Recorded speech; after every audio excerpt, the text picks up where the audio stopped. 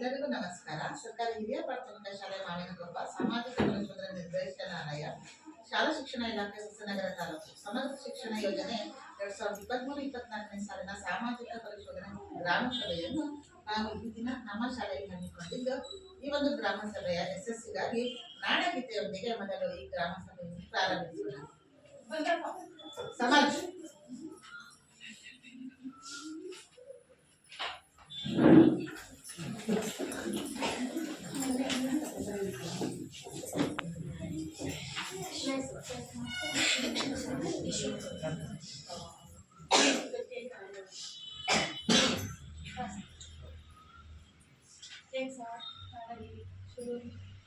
जय भारत जननीय तनुजाते, जय हे कर्नाटक माते, जय सुंदर नदी वनಗಳ ನಾಡೆ, जय हे रस ಋಷಿಗಳ ಬೀಡೆ, जय भारत जननीय तनुजाते, जय हे कर्नाटक माते, ಭೂದೇವಿಯ ಮಕುಟದ ನವಮಣಿಯೇ, ಗಂಧದ ಚಂದದ ಹೊನ್ನಿನ ಗಣಿಯೇ, ರಾಘವ ಮಧುಸೂದನರವತರಿಸಿದ ಭಾರತ ಜನನಿಯ ತನುಜಾತೆ, ಜೈ ಭಾರತ ಜನನಿಯ ತನುಜಾತೆ, ಜಯ ಹೇ ಕರ್ನಾಟಕ ಮಾತೆ, ಜನನಿಯ ಜೋಗುಳ ವೇದದ ಘೋಷ, ಜನನಿಗೆ ಜೀವವು ನಿನ್ನಾವೇಶ, ಹಸುರಿನ ಗಿರಿಗಳ ಸಾಲೆ, ನಿನ್ನಯ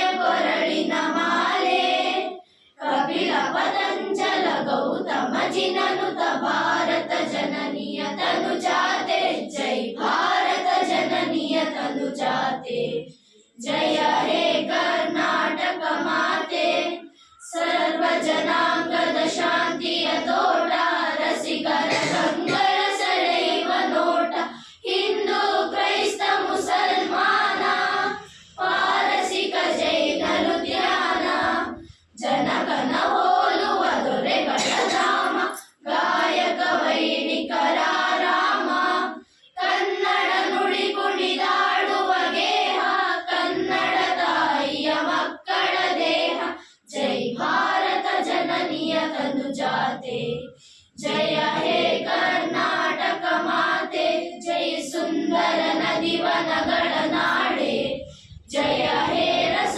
ಋಷಿಗಳ ಬೀಡೆ, ಜೈ ಭಾರತ ಜನನಿಯ ತನುಜಾತೆ, ಜಯ ಹೇ ಕರ್ನಾಟಕ ಮಾತೆ, ಜಯ ಹೇ ಕರ್ನಾಟಕ ಮಾತೆ.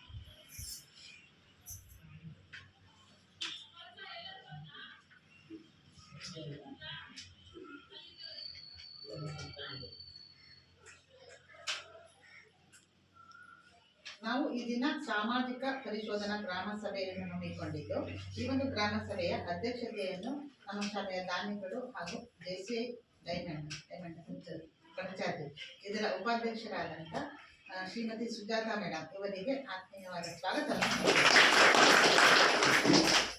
ಹಾಗೂ ಈ ಒಂದು ಸಭೆಯಲ್ಲಿ ಪ್ರಾಸ್ತಾವಿಕ ನುಡಿಯನ್ನು ನುಡಿಯಲು ಬಂದಂತ ಶ್ರೀ ನಾಗೇಶ್ ಕೇರಿ, ಸಾಮಾಜಿಕ ಪರಿಶೋಧನೆ ತಾಲೂಕು ಕಾರ್ಯಕ್ರಮ ವ್ಯವಸ್ಥಾಪಕರು, ತಾಲೂಕು ಪಂಚಾಯತ್ ಹೊಸನಗರ, ಇವರಿಗೂ ಕೂಡ ಆತ್ಮೀಯವಾದ ಸ್ವಾಗತವನ್ನು ಕೊಡ್ತಾ ಇದ್ದೇನೆ. ಹಾಗೂ ಈ ಒಂದು ಸಭೆಯಲ್ಲಿ ಗ್ರಾಮ ಸಂಪನ್ಮೂಲ ವ್ಯಕ್ತಿಗಳಾಗಿ ಆಗಮಿಸಿದಂತ ಶ್ರೀ ದೇವೇಂದ್ರ ಪ್ರಸಾದ್, ಇವರಿಗೂ ಕೂಡ ಆತ್ಮೀಯವಾದ ಸ್ವಾಗತವನ್ನು ಕೊಡ್ತಾ ಇದ್ದೇನೆ. ಹಾಗೂ ಈ ಸಭೆಯಲ್ಲಿ ಪಾಲ್ಗೊಂಡಂತ ನಮ್ಮ ಶಾಲೆಯ ಪ್ರಭಾವಿ ಮುಖ್ಯ ಶಿಕ್ಷಕರಾದಂಥ ಶ್ರೀಯುತ ಸುರೇಶ್ ಸರ್, ಇವರಿಗೂ ಕೂಡ ಆತ್ಮೀಯವಾದ ಸ್ವಾಗತವನ್ನು ಕೊಡ್ತಾರೆ. ಹಾಗೂ ಈ ಒಂದು ಸಭೆಯಲ್ಲಿ ನಮ್ಮ STMCಯ ಉಪಾಧ್ಯಕ್ಷರಾದಂಥ ಶ್ರೀಮತಿ ಸಹನಾ, ಇವರು ಉಪಸ್ಥಿತರಿರುತ್ತಾರೆ, ಇವರಿಗೂ ಕೂಡ ಆತ್ಮೀಯವಾದ ಸ್ವಾಗತವನ್ನು ಕೊಡ್ತಾರೆ. ಹಾಗೂ ಈ ಒಂದು ಸಭೆಯಲ್ಲಿ ನಮ್ಮ STMCಯ ಸದಸ್ಯರಾದಂಥ ಶ್ರೀಮತಿ ಶ್ರೀಲತಾ, ಶ್ರೀಮತಿ ಸರಿತಾ, ಶ್ರೀಮತಿ ರೇವತಿ, ಶ್ರೀಮತಿ ಶಿಲ್ಪಾ, ಶ್ರೀಮತಿ ರಾಜೇಶ್ವರಿ, ಶ್ರೀಮತಿ ಶರ್ಮಿಳಾ, ಶ್ರೀಮತಿ ಪ್ರೀತಿ, ಶ್ರೀಮತಿ ಪ್ರೇಮ,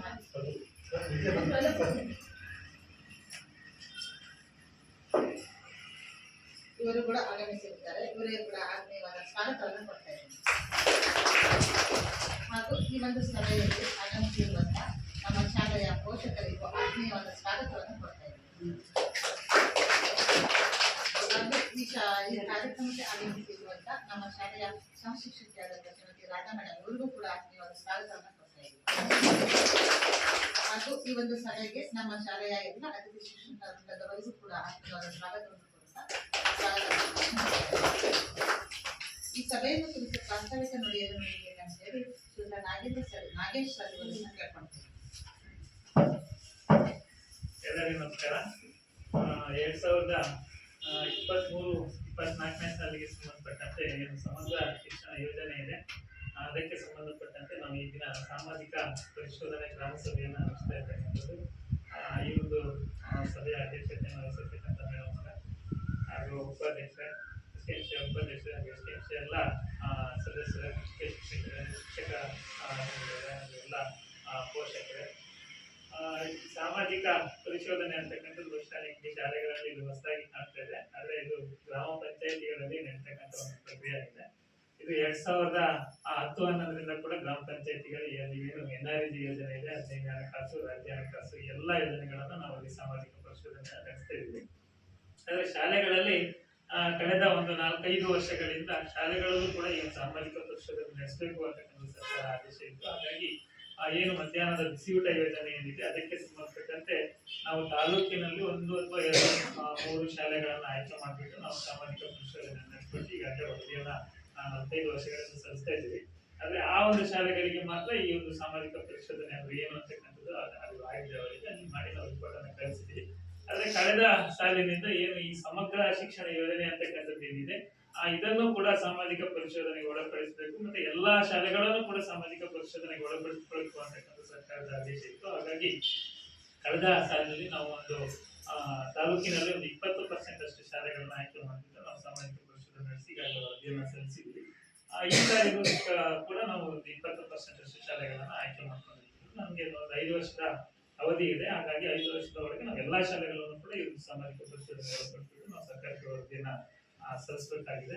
ಹಾಗಾಗಿ ಒಂದು ಸಾಮಾಜಿಕ ಪರಿಶೋಧನೆ ನಾವು ನಿಮ್ಮ ಶಾಲೆಯಲ್ಲಿ ಹಮ್ಮಿಕೊಂಡಿರ್ತಕ್ಕಂಥದ್ದು ಏನು ಯಾವ ಸಾಮಾಜಿಕ ಪರಿಶೋಧನೆ ನಡೆಸ್ತಕ್ಕಂಥ ಪ್ರಮುಖ ಉದ್ದೇಶ ಅಂತ ಅಂದ್ರೆ ಯಾವುದೇ ಒಂದು ಯೋಜನೆಯನ್ನು ಸರ್ಕಾರ ಜಾರಿಗೆ ತಂದಾಗ ಅದು ತಳಮಟ್ಟದಲ್ಲಿ ಅದರ ಕಾರ್ಯನಿರ್ವಹಣೆ ಹೇಗಾಗ್ತಿದೆ ಅಂತಕ್ಕಂಥದ್ದನ್ನ ವಾಸ್ತವಾಂಶವನ್ನು ನಾವು ಸರ್ಕಾರಕ್ಕೆ ನೀಡ್ತಕ್ಕಂಥದ್ದು. ಒಟ್ಟಾರೆ ಪಾರದರ್ಶಕವಾಗಿ ಇಲ್ಲಿ ಏನು ಶಾಲೆ ಅಂದ್ರೆ ಏನೆಲ್ಲ ಅಂಶಗಳು ಇರಬೇಕು ಮತ್ತೆ ಏನೆಲ್ಲ ಇಲ್ಲಿ ನಡಿಬೇಕಾಗಿರುತ್ತೆ ಅದೆಲ್ಲವೂ ಕೂಡ ಸಮರ್ಪಕವಾಗಿ ನಡೀತಾ ಇದೆಯಾ ಇಲ್ಲ ಅಂತಕ್ಕಂಥದ್ದನ್ನ ವಾಸ್ತವವಾಗಿ ನಾವು ಸಮಾಜದ ಮುಂದೆ ಎಲ್ಲ ಜನರೊಂದಿಗೆ ನಾವು ಪರಿಶೀಲನೆಯನ್ನು ಮಾಡಬೇಕು. ಸರ್ಕಾರಕ್ಕೆ ವರದಿಯನ್ನು ಸಲ್ಲಿಸತಕ್ಕಂಥ ಪ್ರಕ್ರಿಯೆಯನ್ನು ಈ ಒಂದು ಸಾಮಾಜಿಕ ಪರಿಶೀಲನೆ ಅಂತಕ್ಕಂಥದ್ದು.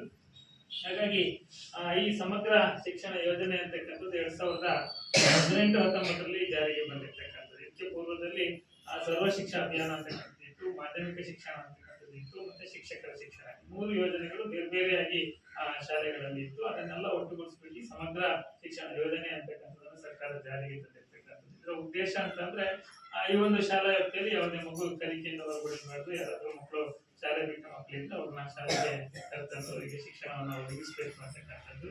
ಹಾಗೆ ಸಮಾನ ಶಿಕ್ಷಣವನ್ನು ನೀಡ್ತಕ್ಕಂಥದ್ದು. ಯಾವುದೇ ಹೆಣ್ಣು ಮಕ್ಕಳಿರ್ಬೋದು, ಗಂಡು ಮಕ್ಕಳಿರ್ಬೋದು, ಅಥವಾ ಇನ್ನೊಂದು ಸೇಲಿಂಗ್ ಇರ್ಬೋದು ಅಥವಾ ಜಾತಿ ಭೇದ ಭಾವ ಇದೆ ಎಲ್ಲರಿಗೂ ಕೂಡ ಸಮಾನ ಶಿಕ್ಷಣವನ್ನು ನೀಡಬೇಕು ಅಂತಕ್ಕಂಥದ್ದು. ಮತ್ತೆ 1ನೇ ತರಗತಿಯಿಂದ 12ನೇ ತರಗತಿಯವರೆಗೂ ಉಚಿತ ಮತ್ತೆ ಕಡ್ಡಾಯವಾಗಿ ಶಿಕ್ಷಣವನ್ನು ಒದಗಿಸಬೇಕು ಅಂತಕ್ಕಂಥದ್ದು. ಮತ್ತೆ ಈ ನಿಮ್ಮ ಶಾಲಾ ವ್ಯಾಪ್ತಿಯಲ್ಲಿ ಅದರ ವಿಶೇಷ ಚೇತನ ಮಕ್ಕಳಿದ್ರೆ ಅವರಿಗೂ ಕೂಡ ಶಿಕ್ಷಣವನ್ನು ನೀಡಬೇಕು. ಅವರು ಒಂದು ಶಾಲೆಗೆ ಬರುವ ಹಂತದಲ್ಲಿದ್ದು ಅವರಿಗೆ ಶಾಲೆಯಲ್ಲಿ ಅವರಿಗೆ ನೀಡ್ತಕ್ಕಂಥ ಸೌಲಭ್ಯಗಳ ಜೊತೆಗೆ ಆ ಶಿಕ್ಷಣವನ್ನು ಒದಗಿಸಬೇಕು. ಒಂದು ವೇಳೆ ಅವರು ಬರಲಿಕ್ಕೆ ಸಾಧ್ಯ ಆಗಿರ್ತಕ್ಕಂಥ ಪರಿಸ್ಥಿತಿಯಲ್ಲಿ ಅವರಿಗೆ ಗೃಹಧಾರಿತ ಶಿಕ್ಷಣವನ್ನು ಒದಗಿಸಬೇಕು ಅಂತಕ್ಕಂಥದ್ದು ಕೂಡ ಈ ಸಮಗ್ರ ಶಿಕ್ಷಣ ಯೋಜನೆಯಲ್ಲಿ ಶಿಕ್ಷಕರಿಗೆ ಕೂಡ ಕಾಲಕ್ಕೆ ತರಬೇತಿಯನ್ನು ನೀಡೋದ್ರ ಮುಖಾಂತರ ಅವರ ಕಾರ್ಯಕ್ಷಮತೆಯನ್ನು ಅಧಿಕಗೊಳಿಸತಕ್ಕಂಥದ್ದು ಕೂಡ ಈ ಸಮಗ್ರ ಶಿಕ್ಷಣ ಯೋಜನೆಯಲ್ಲಿ ಇರ್ತಕ್ಕಂಥ. ಒಟ್ಟಾರೆಯಾಗಿ ಈ ಸಮಗ್ರ ಶಿಕ್ಷಣ ಯೋಜನೆಯಲ್ಲಿ ಶಿಕ್ಷಣದಲ್ಲಿ ಹೆಚ್ಚಿನ ಬದಲಾವಣೆಯನ್ನ ತರಬೇಕು ಅಂತಕ್ಕಂಥ ನಿಟ್ಟಿನಲ್ಲಿ 2030ರ ಒಳಗಡೆ ಹೆಚ್ಚಿನ ಬದಲಾವಣೆಯನ್ನು ತರಬೇಕು ಅಂತಕ್ಕಂಥದ್ದು ಗುರಿಯನ್ನು ಇಟ್ಕೊಂಡು ಸಮಗ್ರ ಶಿಕ್ಷಣ ಯೋಜನೆಯನ್ನ ಜಾರಿಗೆ ತಂದಿರ್ತಕ್ಕಂಥದ್ದು.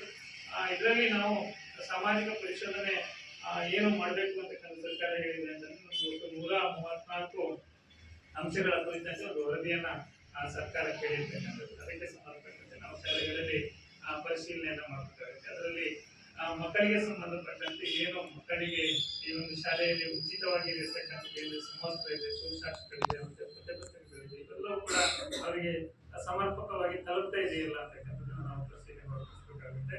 ಹಾಗೆ ಶಿಕ್ಷಕರ ಕಾರ್ಯನಿರ್ವಹಣೆಗೆ ಸಂಬಂಧಪಟ್ಟಂತೆ ಏನು ನಿಗದಿತ ಸಮಯದವರೆಗೆ ಮತ್ತೆ ಪ್ರವಚನದಲ್ಲಿ ತೊಡಗುವ ಬಗ್ಗೆ ಏನು ಸಮಾಜದ ಅಭಿಪ್ರಾಯ ಏನಿದೆ ಅಥವಾ ಪೋಷಕರ ಮಕ್ಕಳ ಅಭಿಪ್ರಾಯ ಏನಿದೆ ಅಂತಕ್ಕಂಥದ್ದನ್ನು ತಿಳ್ಕೊಳ್ತಕ್ಕಂಥದ್ದು. ಮತ್ತೆ ಇಲ್ಲಿ SDMCಗೆ ಆಡಳಿತಕ್ಕೆ ಸಂಬಂಧಪಟ್ಟಂತೆ ಏನು SDMC ರಚನೆ ಆಗಿದೆ, ಅದು ಮಾರ್ಗಸೂಚಿ ಪ್ರಕಾರ ರಚನೆ ಇದೆಯಾ, ಮತ್ತೆ ಅದರ ಕಾರ್ಯನಿರ್ವಹಣೆ ಏನು ಸಮರ್ಪಕವಾಗಿ ನಿರ್ವಹಣೆ ಆಗ್ತಾ ಇದೆಯಾ, ಮೀಟಿಂಗ್ಸ್ ಗಳೆಲ್ಲ ಸರಿಯಾಗಿ ನಡೀತಾ ಇದೆ ಅಂತಕ್ಕಂಥದ್ದು ನಾವು ಪರಿಶೀಲನೆ ಮಾಡಬೇಕಾಗುತ್ತೆ.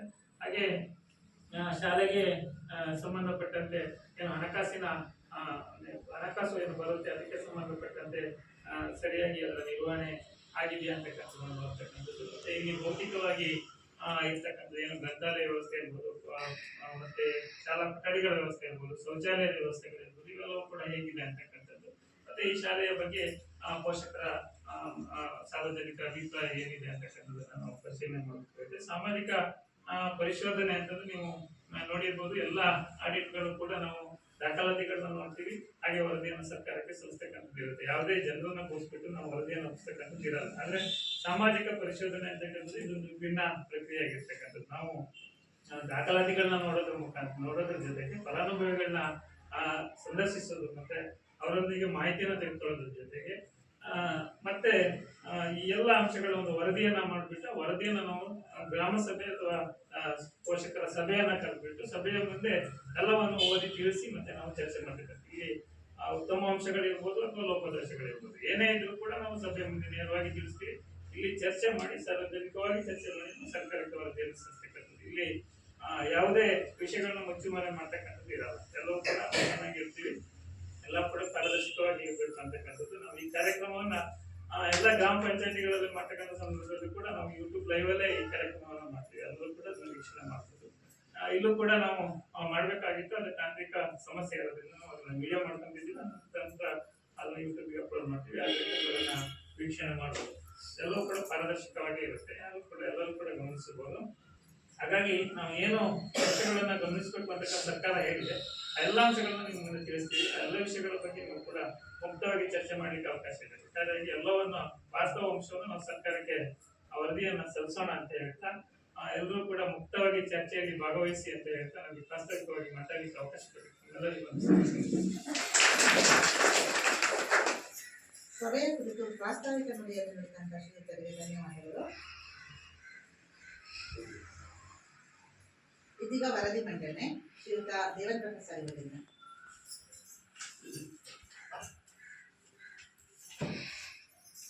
ಎಲ್ಲರಿಗೂ ನಮಸ್ಕಾರ. ಸಮಗ್ರ ಶಿಕ್ಷಣ ಯೋಜನೆ 2018-19 ಎಲ್ಲ ಸರ್ಕಾರಿ ಶಾಲೆಗಳಲ್ಲಿ ಯೋಜನೆ ಅನುಷ್ಠಾನದಲ್ಲಿರ್ತಕ್ಕಂಥದ್ದು. ಈ ಯೋಜನೆಯ ಮಾರ್ಗಸೂಚಿಗಳ ಪ್ರಕಾರನೇ ಮಕ್ಕಳಿಗೆ ಅಲ್ಲಿ ಶಿಕ್ಷಣ ಕಲಿತಾ ಇರ್ತಕ್ಕಂಥದ್ದು. ಸಮಗ್ರ ಶಿಕ್ಷಣ ಅಂತ ಹೇಳಿದ್ರೆ ಮಗುವಿಗೆ ತರಗತಿಗಳಲ್ಲಿ ಪಾಠ ಬೋಧನೆ ಪಠ್ಯಪುಸ್ತಕದಲ್ಲಿ ಬರ್ತಕ್ಕಂಥ ವಿಷಯ ಮಾತ್ರ ಶಿಕ್ಷಣ ಅಲ್ಲ, ಅದರ ಜೊತೆಗೆ ಪಠ್ಯೇತರವಾಗಿರ್ತಕ್ಕಂಥ ಚಟುವಟಿಕೆಗಳು ಈ ಸಮಗ್ರ ಶಿಕ್ಷಣ ವ್ಯಾಪ್ತಿಗೆ ಬರ್ತದೆ. ಅದರಲ್ಲಿ ಕ್ರೀಡಾ ಚಟುವಟಿಕೆಗಳಿರ್ಬೋದು, ಪ್ರತಿಭೆಗೆ ಸಂಬಂಧಪಟ್ಟಿರ್ತಕ್ಕಂಥ ಅನೇಕ ಚಟುವಟಿಕಾ ಕಲಿಕೆಗಳಿರ್ಬೋದು, ವೃತ್ತಿ ಕೌಶಲ್ಯಕ್ಕೆ ಸಂಬಂಧಪಟ್ಟಿರ್ತಕ್ಕಂಥ ಅನೇಕ ಕಲಿಕೆಗಳಿರ್ಬೋದು, ವಿಜ್ಞಾನ ಮತ್ತು ತಂತ್ರಜ್ಞಾನ ಒಳಗೊಂಡಿರ್ತಕ್ಕಂಥ ವೈಜ್ಞಾನಿಕ ಮನೋಭಾವನೆ ಮಾಡಿಸ್ತಕ್ಕಂಥ ಅನೇಕ ಕಲಿಕೆಗಳನ್ನು ಈ ಪ್ರಾಥಮಿಕ ಹಂತದಲ್ಲಿ ಮಕ್ಕಳಿಗೆ ಕಲಿಸ್ತಕ್ಕಂಥದ್ದು. ಇತ್ತೀಚಿನ ವಿಜ್ಞಾನ ಮತ್ತು ತಂತ್ರಜ್ಞಾನಕ್ಕೆ ಒಂದೇ ಹೋಗಿ ತಂತ್ರಾಂಶಯುಕ್ತವಾಗಿರ್ತಕ್ಕಂಥ ಕಲಿಕೆಗಳು, ಗುಣಮಟ್ಟದ ಕಲಿಕೆಗಳು ಶಾಲಾ ಹಂತದಲ್ಲಿ ಆಗಬೇಕು ಅಂತಕ್ಕಂಥದ್ದು ಈ ಯೋಜನೆಯ ಪ್ರಮುಖವಾಗಿರ್ತಕ್ಕಂಥ ಉದ್ದೇಶ.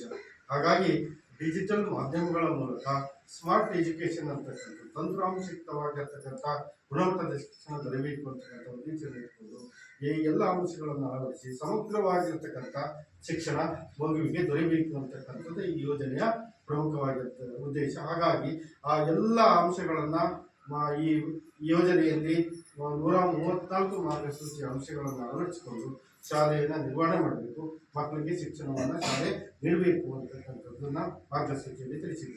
ಅದರ ಪ್ರಕಾರ ಶಾಲೆ ಮಕ್ಕಳಿಗೆ ಆ ರೀತಿಯಾಗಿರ್ತಕ್ಕಂಥ ಶಿಕ್ಷಣವನ್ನು ನೀಡ್ತಾ ಇದೆಯಾ ಇಲ್ವಾ ಅಂತಕ್ಕಂಥದ್ದು ಸರ್ಕಾರಕ್ಕೆ ಗೊತ್ತಾಗಬೇಕಾಗಿದೆ. 2018-19ರಿಂದ ಈ ಯೋಜನೆ ಶಾಲಾ ಹಂತದಲ್ಲಿ ಜಾರಿಯಲ್ಲಿದೆ. ಹಾಗಾಗಿ ಸರ್ಕಾರ ನೇರವಾಗಿ ಬಂದು ಎಲ್ಲ ಶಾಲೆಗಳನ್ನು ನೋಡಿ ಮಾಹಿತಿಗಳನ್ನು ಪಡೆಯಲಿಕ್ಕೆ ಆಗಲಿಲ್ಲ ಸರ್ಕಾರ. ಹಾಗಾಗಿ ಸಾಮಾಜಿಕ ಪರಿಶೋಧನೆ ಅಂತಕ್ಕಂಥದ್ದೊಂದು ಪ್ರಕ್ರಿಯೆ ಇದೆ. ಅದರ ಮೂಲಕ ಎಲ್ಲ ಶಾಲೆಗಳಲ್ಲಿ ಸರ್ಕಾರದ ಆದೇಶದ ಪ್ರಕಾರ, ಯೋಜನೆಯ ಮಾರ್ಗಸೂಚಿ ಪ್ರಕಾರ, ಸರ್ಕಾರದ ವೇಳಾಪಟ್ಟಿಯಂತೆ ಏನು ನಾವು ಮಾರ್ಗಸೂಚಿ ಪ್ರಕಾರ ಸಾಮಾಜಿಕ ಪರಿಶೋಧನೆಯನ್ನು ನಡೆಸಿ ಆ 134 ಅಂಶಗಳನ್ನು ನಾವು ವರದಿ ಮೂಲಕ ಸರ್ಕಾರಕ್ಕೆ ನೀಡ್ತಕ್ಕಂಥ ಒಂದು ಪ್ರಕ್ರಿಯೆ. ಹಾಗೆ ಸರ್ಕಾರದ ಆದೇಶದ ಪ್ರಕಾರ ನಮ್ಮ ಶಾಲೆಯಲ್ಲಿ ಕಳೆದ 2 ದಿನಗಳಿಂದ ನಾವು ಸಾಮಾಜಿಕ ಪರಿಶೋಧನೆಯನ್ನು ನಡೆಸಿದ್ದೇವೆ. ಅದರಲ್ಲಿ ಏನೇನು ಅಂಶಗಳು ಕಂಡುಬಂದಿದೆ ಅಂತಕ್ಕಂಥದ್ದನ್ನು ನಾನು ಸಭೆಯ ಮೇಲೆ ಮಂಡಿಸ್ತಾ ಇದ್ದೇನೆ.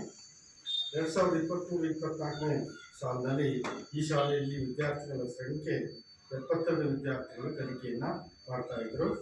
24-25ರಲ್ಲಿ 74 ವಿದ್ಯಾರ್ಥಿಗಳು ಕಲಿಕೆಯನ್ನು ಮಾಡ್ತಾ ಇದ್ರು. ಇದು ಸಂಖ್ಯೆ ಜಾಸ್ತಿ ಇದೆ. ಈಗ ಪ್ರಸ್ತುತ 25-26ನೇ ಸಾಲಿನಲ್ಲಿ ಒಟ್ಟು 80 ವಿದ್ಯಾರ್ಥಿಗಳು ಕಲಿಕೆಯನ್ನು ಮಾಡ್ತಾ ಇದ್ದಾರೆ. ಅಂದರೆ LKG UKG ಮಕ್ಕಳು ಸಹ ಇಲ್ಲಿ ಅವಕಾಶ ಇದೆ. ಹಾಗಾಗಿ 80 ವಿದ್ಯಾರ್ಥಿಗಳು ಕಲಿಕೆಯನ್ನು ಮಾಡ್ತಾ ಇದ್ದಾರೆ. ಸಾಮಾನ್ಯವಾಗಿ ಮಕ್ಕಳ ಸಂಖ್ಯೆ ಕೆಲವು ಸರ್ಕಾರಿ ಶಾಲೆಗಳಲ್ಲಿ ಮಕ್ಕಳ ಸಂಖ್ಯೆ ವರ್ಷಕ್ಕೆ ಕಡಿಮೆ ಆಗ್ತಾ ಇದೆ. ಈ ಶಾಲೆಯಲ್ಲಿ ಕಡಿಮೆ ಆಗಿರ್ತಕ್ಕಂಥದ್ದೇನೋ ನಮಗೆ ಕಂಡುಬಂದಿಲ್ಲ. ಅದೇ ರೀತಿ ಶಾಲೆಯನ್ನು ನಿರ್ವಹಣೆ ಮಾಡಬೇಕಾದ್ರೆ ಕೆಲವು ಮೂಲಭೂತ ಸೌಲಭ್ಯಗಳು ಬೇಕಾಗ್ತದೆ. ಮಕ್ಕಳಿಗೆ ಶಿಕ್ಷಣವನ್ನು ನೀಡಬೇಕಾದ್ರೆ ಆ ಮೂಲಭೂತ ಸೌಲಭ್ಯಗಳ ನಿರ್ವಹಣೆಗೆ ಸರ್ಕಾರ ಕೆಲವೊಂದು ಅನುದಾನಗಳನ್ನು ನೀಡ್ತದೆ. ಅದನ್ನು ಹೇಗೆ ಶಾಲೆ ಬಳಕೆ ಮಾಡಿಕೊಂಡಿದೆ ದಾಖಲಾತಿಯೊಂದಿಗೆ ನಾವು ಪರಿಶೀಲನೆಯನ್ನು ಮಾಡಬೇಕಾಗ್ತದೆ. ಅದರಲ್ಲಿ 2023-24ನೇ ಸಾಲಿನಲ್ಲಿ ಒಟ್ಟು 70,233 ರೂಪಾಯಿ ಅನುದಾನವನ್ನು ಸರ್ಕಾರ ನೀಡಿದೆ. ಯಾವ್ಯಾವ ಬಾಬ್ತಿಗೆ ಅಂತಂದರೆ ಶಾಲಾ ಅನುದಾನ, ಶಾಲಾ ನಿರ್ವಹಣೆಗೆ 31,250 ರೂಪಾಯಿ ನೀಡಿದೆ. ಮಕ್ಕಳಿಗೆ ಕುಡಿಯುವ ನೀರು, ಶುದ್ಧ ಕುಡಿಯುವ ನೀರು ಮತ್ತು ಸ್ವಚ್ಛತೆಯನ್ನು ಶಾಲಾ ಸ್ವಚ್ಛತೆಯನ್ನು ನಿರ್ವಹಣೆ ಮಾಡಲಿಕ್ಕೆ 14,116 ರೂಪಾಯಿ ನೀಡಿದೆ. ಮಕ್ಕಳಿಗೆ ಉಚಿತವಾಗಿ ಸಾಕ್ಸ್ ಕೊಡ್ತಕ್ಕಂಥದ್ದಕ್ಕೆ 18,000 ರೂಪಾಯಿ ನೀಡಿದೆ. ಆಮೇಲೆ ಶಿಕ್ಷಕರಿಗೆ ಕೆಲವೊಂದು ಅನುದಾನಗಳು ಬಳಕೆಗೆ ಸಂಬಂಧಪಟ್ಟಂತೆ 2,704 ರೂಪಾಯಿ ನೀಡಿದೆ. STMC ನಿರ್ವಹಣೆಗೆ ಮತ್ತು ವಿದ್ಯಾಂಜಲಿ ಸಂಬಂಧಪಟ್ಟಿರ್ತಕ್ಕಂಥ ನಿರ್ವಹಣೆಗೆ 1,000 ರೂಪಾಯಿ ನೀಡಿದೆ. ಒಟ್ಟು 70,230 ರೂಪಾಯಿ ನೀಡಿದೆ. ಅದನ್ನು ಹೇಗೆ ಬಳಕೆ ಮಾಡಿಕೊಂಡಿದ್ವಿ, ಖರ್ಚು ಮಾಡಿರ್ತಕ್ಕಂಥದ್ದನ್ನು ನಾವು ಪರಿಶೀಲನೆ ಮಾಡಿದ್ದೇವೆ, ದಾಖಲಾತಿ ನೋಡಿದ್ದೇವೆ. ಅದಕ್ಕೆ ಸಂಬಂಧಪಟ್ಟಿರ್ತಕ್ಕಂಥ ಖರ್ಚು ವೆಚ್ಚಗಳ ಏನು ಖರೀದಿ ಗೋಚರಗಳನ್ನು ಮಾಡಿದ್ದಾರೆ ಅದನ್ನು ನಿರ್ವಹಣೆ ಮಾಡಿದ್ದಾರೆ. ಶಾಲಾ ಅನುದಾನ 30,750 ರೂಪಾಯಿ ಖರ್ಚಾಗಿದೆ. ಕುಡಿಯುವ ನೀರು ಮತ್ತು ಸ್ವಚ್ಛತೆಗೆ 14,116 ರೂಪಾಯಿ ಖರ್ಚಾಗಿದೆ. ಸಾಕ್ಸ್ 18,000 ರೂಪಾಯಿ ಖರ್ಚಾಗಿದೆ. ಶಿಕ್ಷಕರ CG ಹಿಂದಿನ ಸಾಲಿನಲ್ಲಿ 2,704 ರೂಪಾಯಿ ಇತ್ತು 2022-23 ಸಾಲಿನಲ್ಲಿ. ಅದನ್ನು ಬಳಸ್ಕೊಂಡು ಒಟ್ಟು 5,408 ರೂಪಾಯಿಯನ್ನು ಈ ವರ್ಷದಲ್ಲಿ ಬಳಕೆ ಮಾಡಿಕೊಂಡಿದ್ದಾರೆ. ಅದಕ್ಕೆ ಸಂಬಂಧಪಟ್ಟಂತೆ ದಾಖಲೆ ನಿರ್ವಹಣೆ ಆಗಿದೆ. STMC ವಿದ್ಯಾಂಜಲಿಯ ಸಂಬಂಧಪಟ್ಟಿರ್ತಕ್ಕಂಥ ಅನುದಾನ ಬಳಕೆ ಮಾಡಿಕೊಂಡಿದ್ದಾರೆ. ಒಟ್ಟು 69,362 ರೂಪಾಯಿ ಆಗಲೇ ಖರ್ಚು ವೆಚ್ಚ ನಿರ್ವಹಣೆ ಮಾಡಿದ್ದಾರೆ. ಅದಕ್ಕೆ ತಕ್ಕಂತೆ ದಾಖಲಾತಿ ಖರ್ಚು ವೆಚ್ಚ ಉತ್ತಮವಾಗಿ ನಿರ್ವಹಣೆ ಕಂಡುಬಂದಿದೆ. ಅದಲ್ಲದೆ ಯೋಜನೆಯ ಮಾರ್ಗಸೂಚಿ ನಿಯಮಗಳನ್ನು ಶಾಲೆ ಪಾಲನೆ ಮಾಡಿದೆಯಾ ಅಂತಕ್ಕಂಥದ್ದನ್ನು ನಾವು ಪರಿಶೀಲನೆ ಮಾಡಬೇಕು. ಅದರಲ್ಲಿ ಮಕ್ಕಳು ಪಠ್ಯಪುಸ್ತಕಗಳನ್ನು ಪಡೆದಿದ್ದಾರೆ, ಸಮವಸ್ತ್ರಗಳನ್ನು ಪಡೆದಿದ್ದಾರೆ, ಆಮೇಲೆ ಸಾಕ್ಸ್ ಕೊಡ್ತಕ್ಕಂಥ ಉಚಿತವಾಗಿ ಕೊಡ್ತಕ್ಕಂಥದ್ದು ಅದನ್ನು ಪಡೆದಿದ್ದಾರೆ. ಆಮೇಲೆ ಉಚಿತವಾಗಿ ಬೆಳಿಗ್ಗೆ ಹಾಲು ಮತ್ತು ರಾಗಿ ಮಾಡಿ ಉಚಿತವಾಗಿ ನೀಡ್ತಕ್ಕಂಥದ್ದು ಅದನ್ನು ಪಡೆದಿದ್ದಾರೆ. ಆಮೇಲೆ ಮಧ್ಯಾಹ್ನದ ಬಿಸಿ ಊಟ, ಅದರ ಜೊತೆಗೆ ಮೊಟ್ಟೆ ಬಾಳೆಹಣ್ಣು, ಇದೆಲ್ಲ ಮಕ್ಕಳಿಗೆ ಉತ್ತಮವಾಗಿರ್ತಕ್ಕಂಥ ಗುಣಮಟ್ಟದ ಶಿಕ್ಷಣ ತರಗತಿ ಕೊಠಡಿಯಲ್ಲಿ ಸಿಗಲಿ ಅಂತಕ್ಕಂಥ ಉದ್ದೇಶ. ಮಗು ಹಸಿವಿನಿಂದ ಶಿಕ್ಷಣವನ್ನು ಪಡಿಬಾರ್ದು, ಆಗ ಹಸಿವಿನಿಂದ ಇದ್ದರೆ ಕಲಿಕೆಯಲ್ಲಿ ಹಿಂದೆ ಬೀಳ್ತದೆ ಅಂತಕ್ಕಂಥ ಉದ್ದೇಶ ಇಟ್ಕೊಂಡು ಸರ್ಕಾರ ಈ ಎಲ್ಲ ಉಚಿತ ಯೋಜನೆಯನ್ನು ಜಾರಿಗೆ ತಂದಿದೆ. ಅದನ್ನು ಸರಿಯಾದ ರೀತಿಯಲ್ಲಿ ಏನು ಯೋಜನೆಯ ಮಾರ್ಗಸೂಚಿ ಇದೆ, ನಿಯಮಾವಳಿಗಳಿದೆ, ಅದನ್ನು ಶಾಲೆ ಪಾಲನೆ ಮಾಡಿದೆಯಾ, ಫಲಾನುಭವಿಗಳಾಗಿರ್ತಕ್ಕಂಥ ವಿದ್ಯಾರ್ಥಿಗಳಿಗೆ ಮಕ್ಕಳಿಗೆ ತಲುಪಿದೆಯಾ ಅಂತಕ್ಕಂಥದ್ದನ್ನು ನಾವು ದಾಖಲೆಯೊಂದಿಗೆ ಪರಿಶೀಲನೆ ಮಾಡಬೇಕು. ಇದು ಉತ್ತಮವಾಗಿ ತಲುಪಿರ್ತಕ್ಕಂಥದ್ದು, ನಿರ್ವಹಣೆ ಆಗಿರ್ತಕ್ಕಂಥದ್ದು ಈ ಶಾಲೆಯಲ್ಲಿ ಕಂಡುಬಂದಿದೆ. ಅದೇ ರೀತಿ ಮಕ್ಕಳು ವಿದ್ಯಾರ್ಥಿ ವೇತನವನ್ನು ಪಡೆದಿದ್ದಾರೆ. ಮಕ್ಕಳಿಗೆ ವಿದ್ಯಾರ್ಥಿ ವೇತನ ಕೊಡ್ತಕ್ಕಂಥದ್ದಿದೆ. ಅದು ಮಗು ಅರ್ಜಿ ಸಲ್ಲಿಸಬೇಕು. ಅದಕ್ಕೆ ಸಂಬಂಧಪಟ್ಟಂತೆ ಈ ಶಾಲೆಯಲ್ಲಿ ಕೆಲವು SC/ST ಮಕ್ಕಳಿಗೆ ಮತ್ತು ಅಲ್ಪಸಂಖ್ಯಾತ ಮಕ್ಕಳಿಗೆ ಬಂದಿರ್ತಕ್ಕಂಥ ಇತರೆ ಯಾವುದೇ ವಿದ್ಯಾರ್ಥಿಗಳಿಗೆ ಬಂದಿಲ್ಲ ಅಂತಕ್ಕಂಥದ್ದು ಅಭಿಪ್ರಾಯ ಬಂದಿದೆ. ನಿಯಮಾನುಸಾರ ಅರ್ಹ ವಿದ್ಯಾರ್ಥಿಗಳಿಗೆ ಸಾರಿಗೆ ವ್ಯವಸ್ಥೆಯನ್ನು ನೀಡಲಾಗಿದೆ. ಬಹಳ ದೂರದಿಂದ ಪ್ರಾಥಮಿಕ ಶಾಲೆ ಅಂದರೆ 3 ಕಿಲೋಮೀಟರ್ ಆಚೆಯಿಂದ ಮಳೆ ಹಳ್ಳಗಳನ್ನು ದಾಟಿ ಕಚ್ಚಾ ದಾರಿಯಲ್ಲಿ ಕಾಡು ದಾರಿಯಲ್ಲಿ ಬರ್ತಕ್ಕಂಥ ಮಕ್ಕಳಿಗೆ ವರ್ಷಕ್ಕೆ 6,000 ಕೊಡ್ತಕ್ಕಂಥ ಒಂದು ವ್ಯವಸ್ಥೆ ಇದೆ. ನಿಮ್ಮ ಶಾಲೆಯಲ್ಲಿ ಇಲ್ಲೇ ಹತ್ತಿರದಲ್ಲಿ ರಸ್ತೆ ದಾರಿ ಎಲ್ಲ ಚೆನ್ನಾಗಿರ್ತಕ್ಕಂಥ ಯಾವುದೇ ಸಾರಿಗೆ ಬಗ್ಗೆ ಬಂದಿಲ್ಲ ಇಲ್ಲಿ. ಆಮೇಲೆ ಮಕ್ಕಳಿಗೆ ಗುಣಮಟ್ಟದ ಶಿಕ್ಷಣ, ಉತ್ತಮವಾದ ಶಿಕ್ಷಣ ದೊರೆಯಬೇಕಾದ್ರೆ ಅಲ್ಲಿ ಶಿಕ್ಷಕರ ಸಂಖ್ಯೆ, ಮಕ್ಕಳಿಗೆ ಅನುಗುಣವಾಗಿ ಶಿಕ್ಷಕರು ಇರಬೇಕು ಅಂತಕ್ಕಂಥ ನಿಯಮಾವಳಿಗಳಿದೆ. ಅದರ ಪ್ರಕಾರ ನಿಮ್ಮ ಶಾಲೆಯಲ್ಲಿ ಎಷ್ಟು ಶಿಕ್ಷಕರು ಇದ್ದಾರೆ ಅಂತಕ್ಕಂಥದ್ದು, ಇಲ್ಲಿ 3 ಜನ ಮಾತ್ರ ಕಾಯಂ ಶಿಕ್ಷಕರು ಇದ್ದಾರೆ. ಇಲ್ಲಿ 3 ಶಿಕ್ಷಕರ ಕೊರತೆ ಇದೆ. ಅದಕ್ಕೆ ಸಂಬಂಧಪಟ್ಟಂತೆ ನಾವು ವರದಿಯಲ್ಲಿ ಸೇರಿಸ್ಕೊಳ್ತಾ ಇರ್ತೇವೆ. ಸರ್ಕಾರದ ಗಮನಕ್ಕೆ ಅದು ಬರುತ್ತೆ. ಆಮೇಲೆ ಕಲಾ ಶಿಕ್ಷಣಕ್ಕೆ ಶಿಕ್ಷಕರು ಇರಬೇಕು, ಆರೋಗ್ಯ ಮತ್ತು ದೈಹಿಕ ಶಿಕ್ಷಕರು ಇರಬೇಕು, ವೃತ್ತಿ ಶಿಕ್ಷಣಕ್ಕೆ ಶಿಕ್ಷಕರು ಇರಬೇಕು. ಆಮೇಲೆ ಒಂದು ಶಾಲೆ ಅಂತ ಹೇಳಿದ್ರೆ ಪೂರ್ಣಾವಧಿಯ ಮುಖ್ಯ ಶಿಕ್ಷಕರನ್ನು ಹೊಂದಿರಬೇಕು ಅಂತಕ್ಕಂಥ ನಿಯಮಾವಳಿಗಳಿದೆ. ಯಾವುದೇ ರೀತಿಯ ಶಿಕ್ಷಕರು ಈ ಶಾಲೆಯಲ್ಲಿ ಇಲ್ಲ. ಅದನ್ನು ವರದಿ ಮೂಲಕ ಸರ್ಕಾರದ ಗಮನಕ್ಕೆ ತರ್ತಾ ಇದ್ದೇವೆ. ಆಮೇಲೆ ಒಂದು ಹಿರಿಯ ಪ್ರಾಥಮಿಕ ಶಾಲೆ ಅಂದರೆ ಒಂದು ವರ್ಷದಲ್ಲಿ, ಒಂದು ಶೈಕ್ಷಣಿಕ ವರ್ಷದಲ್ಲಿ 220 ಕೆಲಸ ದಿನಗಳನ್ನು ನಿರ್ವಹಣೆ ಮಾಡಬೇಕು. ಅದು ನಿಯಮಾವಳಿ. ಅದರ ಪ್ರಕಾರ ನಿಮ್ಮ ಶಾಲೆ 2023-24ರಲ್ಲಿ ಎಷ್ಟು ದಿನ ಕೆಲಸ ನಿರ್ವಹಣೆ ಮಾಡಿದೆ ಅಂತ ದಾಖಲೆ ನಾವು ಪರಿಶೀಲನೆ ಮಾಡಿದ್ವಿ. 240 ದಿನಗಳನ್ನು ಕೆಲಸ ನಿರ್ವಹಣೆ ಮಾಡಿರ್ತಕ್ಕಂಥದ್ದು ಕಂಡುಬಂದಿದೆ. ಆಮೇಲೆ ಸದರಿ ಶಾಲೆಯ ಹಿಂದಿನ ಮಾಹಿತಿಗಳಲ್ಲಿ ವಿದ್ಯಾರ್ಥಿಗಳ ಸರಾಸರಿ ಹಾಜರಾತಿ 89 ಮತ್ತು ಅದಕ್ಕಿಂತ ಹೆಚ್ಚಿದೆ. ಮಕ್ಕಳು ಉತ್ತಮ ಗುಣಮಟ್ಟದ ಶಿಕ್ಷಣವನ್ನು ಪಡೆಯಬೇಕಾದ್ರೆ ಮಕ್ಕಳ ಹಾಜರಾತಿ ಅತ್ಯಂತ ಪ್ರಮುಖವಾಗಿರ್ತಕ್ಕಂಥದ್ದು. ನಿಮ್ಮ ಶಾಲೆಯಲ್ಲಿ ಮಕ್ಕಳ ಹಾಜರಾತಿ ಹೇಗಿದೆ ಅಂತಕ್ಕಂಥದ್ದನ್ನು ನಾವು ಮಕ್ಕಳ ಹಾಜರಾತಿ ದಾಖಲಾತಿಯನ್ನು ಪರಿಶೀಲನೆ ಮಾಡಿದ್ವಿ. ಎಲ್ಲ ಮಕ್ಕಳು 80% ಹಾಜರಾತಿ ಹೆಚ್ಚಿರ್ತಕ್ಕಂಥದ್ದು ಕಂಡುಬಂದಿದೆ. ಆಮೇಲೆ ಶಾಲೆಗೆ ಬರುವ ಮಾರ್ಗವೂ ಸುರಕ್ಷಿತವಾಗಿದೆಯೇ, ಎಲ್ಲ ಮಕ್ಕಳ ಶಾಲೆಗೆ ಬರ್ತಕ್ಕಂಥ ಮಾರ್ಗ ಎಲ್ಲ ಸುರಕ್ಷಿತವಾಗಿರ್ತಕ್ಕಂಥದ್ದು ನಮಗೆ ಕಂಡುಬಂದಿದೆ. ಆಮೇಲೆ ಮಕ್ಕಳನ್ನು ಅವರ ವಯಸ್ಸಿನ ಅನುಗುಣವಾಗಿ ತರಗತಿಗಳಿಗೆ ದಾಖಲಾತಿ ಮಾಡಿಕೊಳ್ಳಲಾಗಿದೆ. ಅದು ನಿಯಮಾವಳಿಗಳ ಪ್ರಕಾರ ದಾಖಲಾತಿ ಮಾಡಿಕೊಂಡಿದ್ದಾರೆ. ಆಮೇಲೆ ಸೂಕ್ತ ದಾಖಲೆಗಳಿಲ್ಲದಕ್ಕಾದ ಶಾಲಾ ದಾಖಲಾತಿಯನ್ನು ನಿರಾಕರಿಸಲಾಗಿದೆ. ಯಾವುದೇ ಒಂದು ಮಗು ಸರ್ಕಾರಿ ಶಾಲೆಗೆ ಯಾವುದೇ ದಾಖಲೆಯಂತೆ ಮಗು ದಾಖಲಾತಿಗೆ ಬಂದಾಗ ಶಾಲೆ ಆ ದಾಖಲಾತಿಯನ್ನು ನಿರಾಕರಿಸುವಂತಿಲ್ಲ. ಕನಿಷ್ಠ ಒಂದು ದಾಖಲಾತಿಯನ್ನು ಪಡ್ಕೊಂಡು ಆ ಮಗುವನ್ನು ದಾಖಲಾತಿ ಮಾಡ್ಕೊಳ್ಬೇಕಾಗ್ತದೆ. ಆ ರೀತಿಯಾಗಿರ್ತಕ್ಕಂಥದ್ದು ಯಾವುದೇ ಮಗು ಬಂದಿಲ್ಲ ಅಂತಕ್ಕಂಥ ಅಭಿಪ್ರಾಯ ಬಂದಿದೆ. ಹೆಚ್ಚಿನ ಮಕ್ಕಳು ಶಾಲೆಯಿಂದ ಹೊರಗಿದ್ದಾರೆಯೇ, ಯಾವುದಾದ್ರು ಮಗು ಈ ಪ್ರಾಥಮಿಕ ಹಂತದ ಅರ್ಹತೆ ಇರ್ತಕ್ಕಂಥ ವಯಸ್ಸಿನ ಮಗು ಏನಾದ್ರು ಕಲಿಕೆಯಿಂದ ಈ ಶಾಲಾ ವ್ಯಾಪ್ತಿಯಲ್ಲಿ ಹೊರಗಿದೆಯಾ ಅಂತಕ್ಕಂಥದ್ದು ಯಾವುದೂ ಇಲ್ಲ ಅಂತಕ್ಕಂಥ ಅಭಿಪ್ರಾಯ ಬಂದಿದೆ. ಶಾಲೆಗೆ ದಾಖಲಾಗಿ ನಂತರ ಹೊರಗುಳಿದ ಮಕ್ಕಳ ಸಂಖ್ಯೆ ಏನಾದರೂ ಇದೆಯಾ ಅಂತಕ್ಕಂಥದ್ದು ಈ ಶಾಲಾ ವ್ಯಾಪ್ತಿಯಲ್ಲಿ ಯಾವುದೂ ಇಲ್ಲ ಅಂತಕ್ಕಂಥ ಅಭಿಪ್ರಾಯ ಬಂದಿದೆ. ಆಮೇಲೆ ಮಕ್ಕಳನ್ನು ಹೊರಹಾಕಿರುವ ಸಂಖ್ಯೆ ಏನಾದರೂ ಇದೆಯಾ, ದುರ್ಬಲ ವರ್ಗದ ಮಕ್ಕಳಿಗೆ ತಾರತಮ್ಯವನ್ನು ಮಾಡಲಾಗ್ತಿದೆಯಾ, ಎಲ್ಲರಿಗೂ ಸಮಾನ ಶಿಕ್ಷಣ ಸರ್ಕಾರಿ ಶಾಲೆಗಳಲ್ಲಿ, ಇದು ನಿಯಮಾವಳಿ, ಇದು ಇಲಾಖಾ ನಿಯಮಾವಳಿ, ಅದರ ಪ್ರಕಾರ ಯಾವುದೂ ಇಲ್ಲ ಅಂತಕ್ಕಂಥ ಅಭಿಪ್ರಾಯ ಬಂದಿದೆ. ಆಮೇಲೆ ಮಕ್ಕಳಿಗೆ ದೈಹಿಕ ಶಿಕ್ಷಣ ನೀಡಲಾಗ್ತಿದೆಯೇ, ಯಾವುದೇ ರೀತಿಯಾಗಿರ್ತಕ್ಕಂಥ ಕಠಿಣತರವಾಗಿರ್ತಕ್ಕಂಥ ದೈಹಿಕ ಶಿಕ್ಷಣ ತರಗತಿ ಕೊಠಡಿಯಲ್ಲಿ ನೀಡುವಂತಿಲ್ಲ.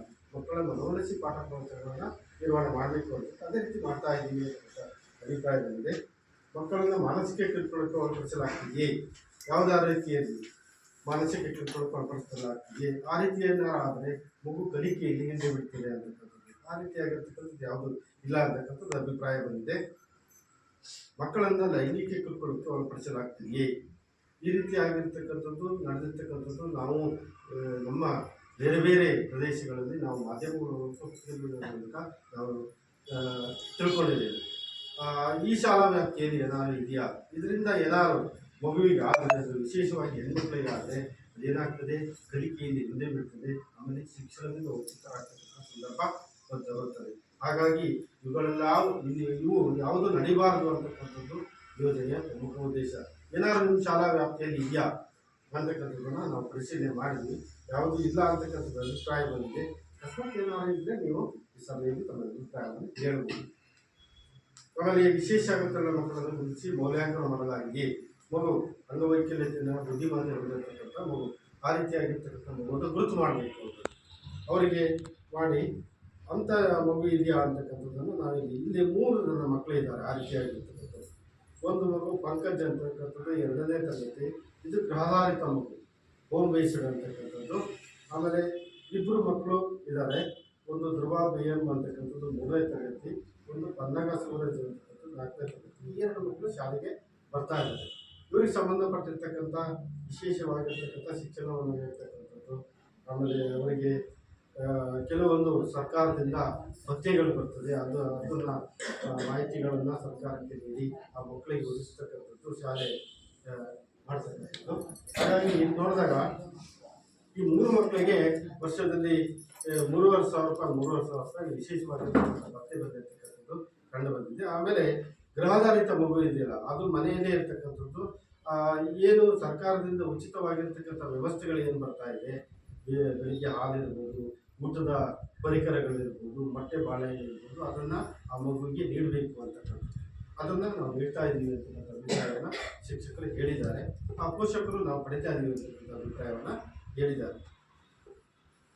ಆಮೇಲೆ ಪಂಕಜ್ ಅಂತಕ್ಕಂಥದ್ದು ಒಬ್ಬರಿಗೆ ಅವರಿಗೆ ಒಂದು ಸೈಕಲ್ ಸಹ ನೀಡಿದೆ ಅಂತಕ್ಕಂಥದ್ದು, ವಿಶೇಷವಾಗಿರ್ತಕ್ಕಂಥ ಅನುದಾನದಿಂದ ವಿಶೇಷ ಭತ್ಯೆ ಮೂಲಕ ಅವರಿಗೆ ಒಂದು ಸೈಕಲನ್ನು ನೀಡಿದ್ದೇವೆ.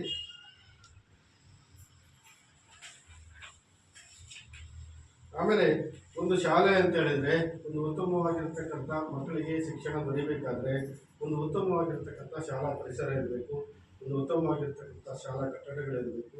ಆಮೇಲೆ ಆ ಕಟ್ಟಡಗಳಲ್ಲಿ ಉತ್ತಮವಾಗಿರ್ತಕ್ಕಂಥ ತರಗತಿ ಕೊಠಡಿಯಲ್ಲಿ ಪಾಠ ಪುಸ್ತಕಗಳು, ಪೀಠೋಪಕರಣಗಳು ಇರಬೇಕು ಅಂತಕ್ಕಂಥ ನಿಯಮಾವಳಿ ಇದೆ.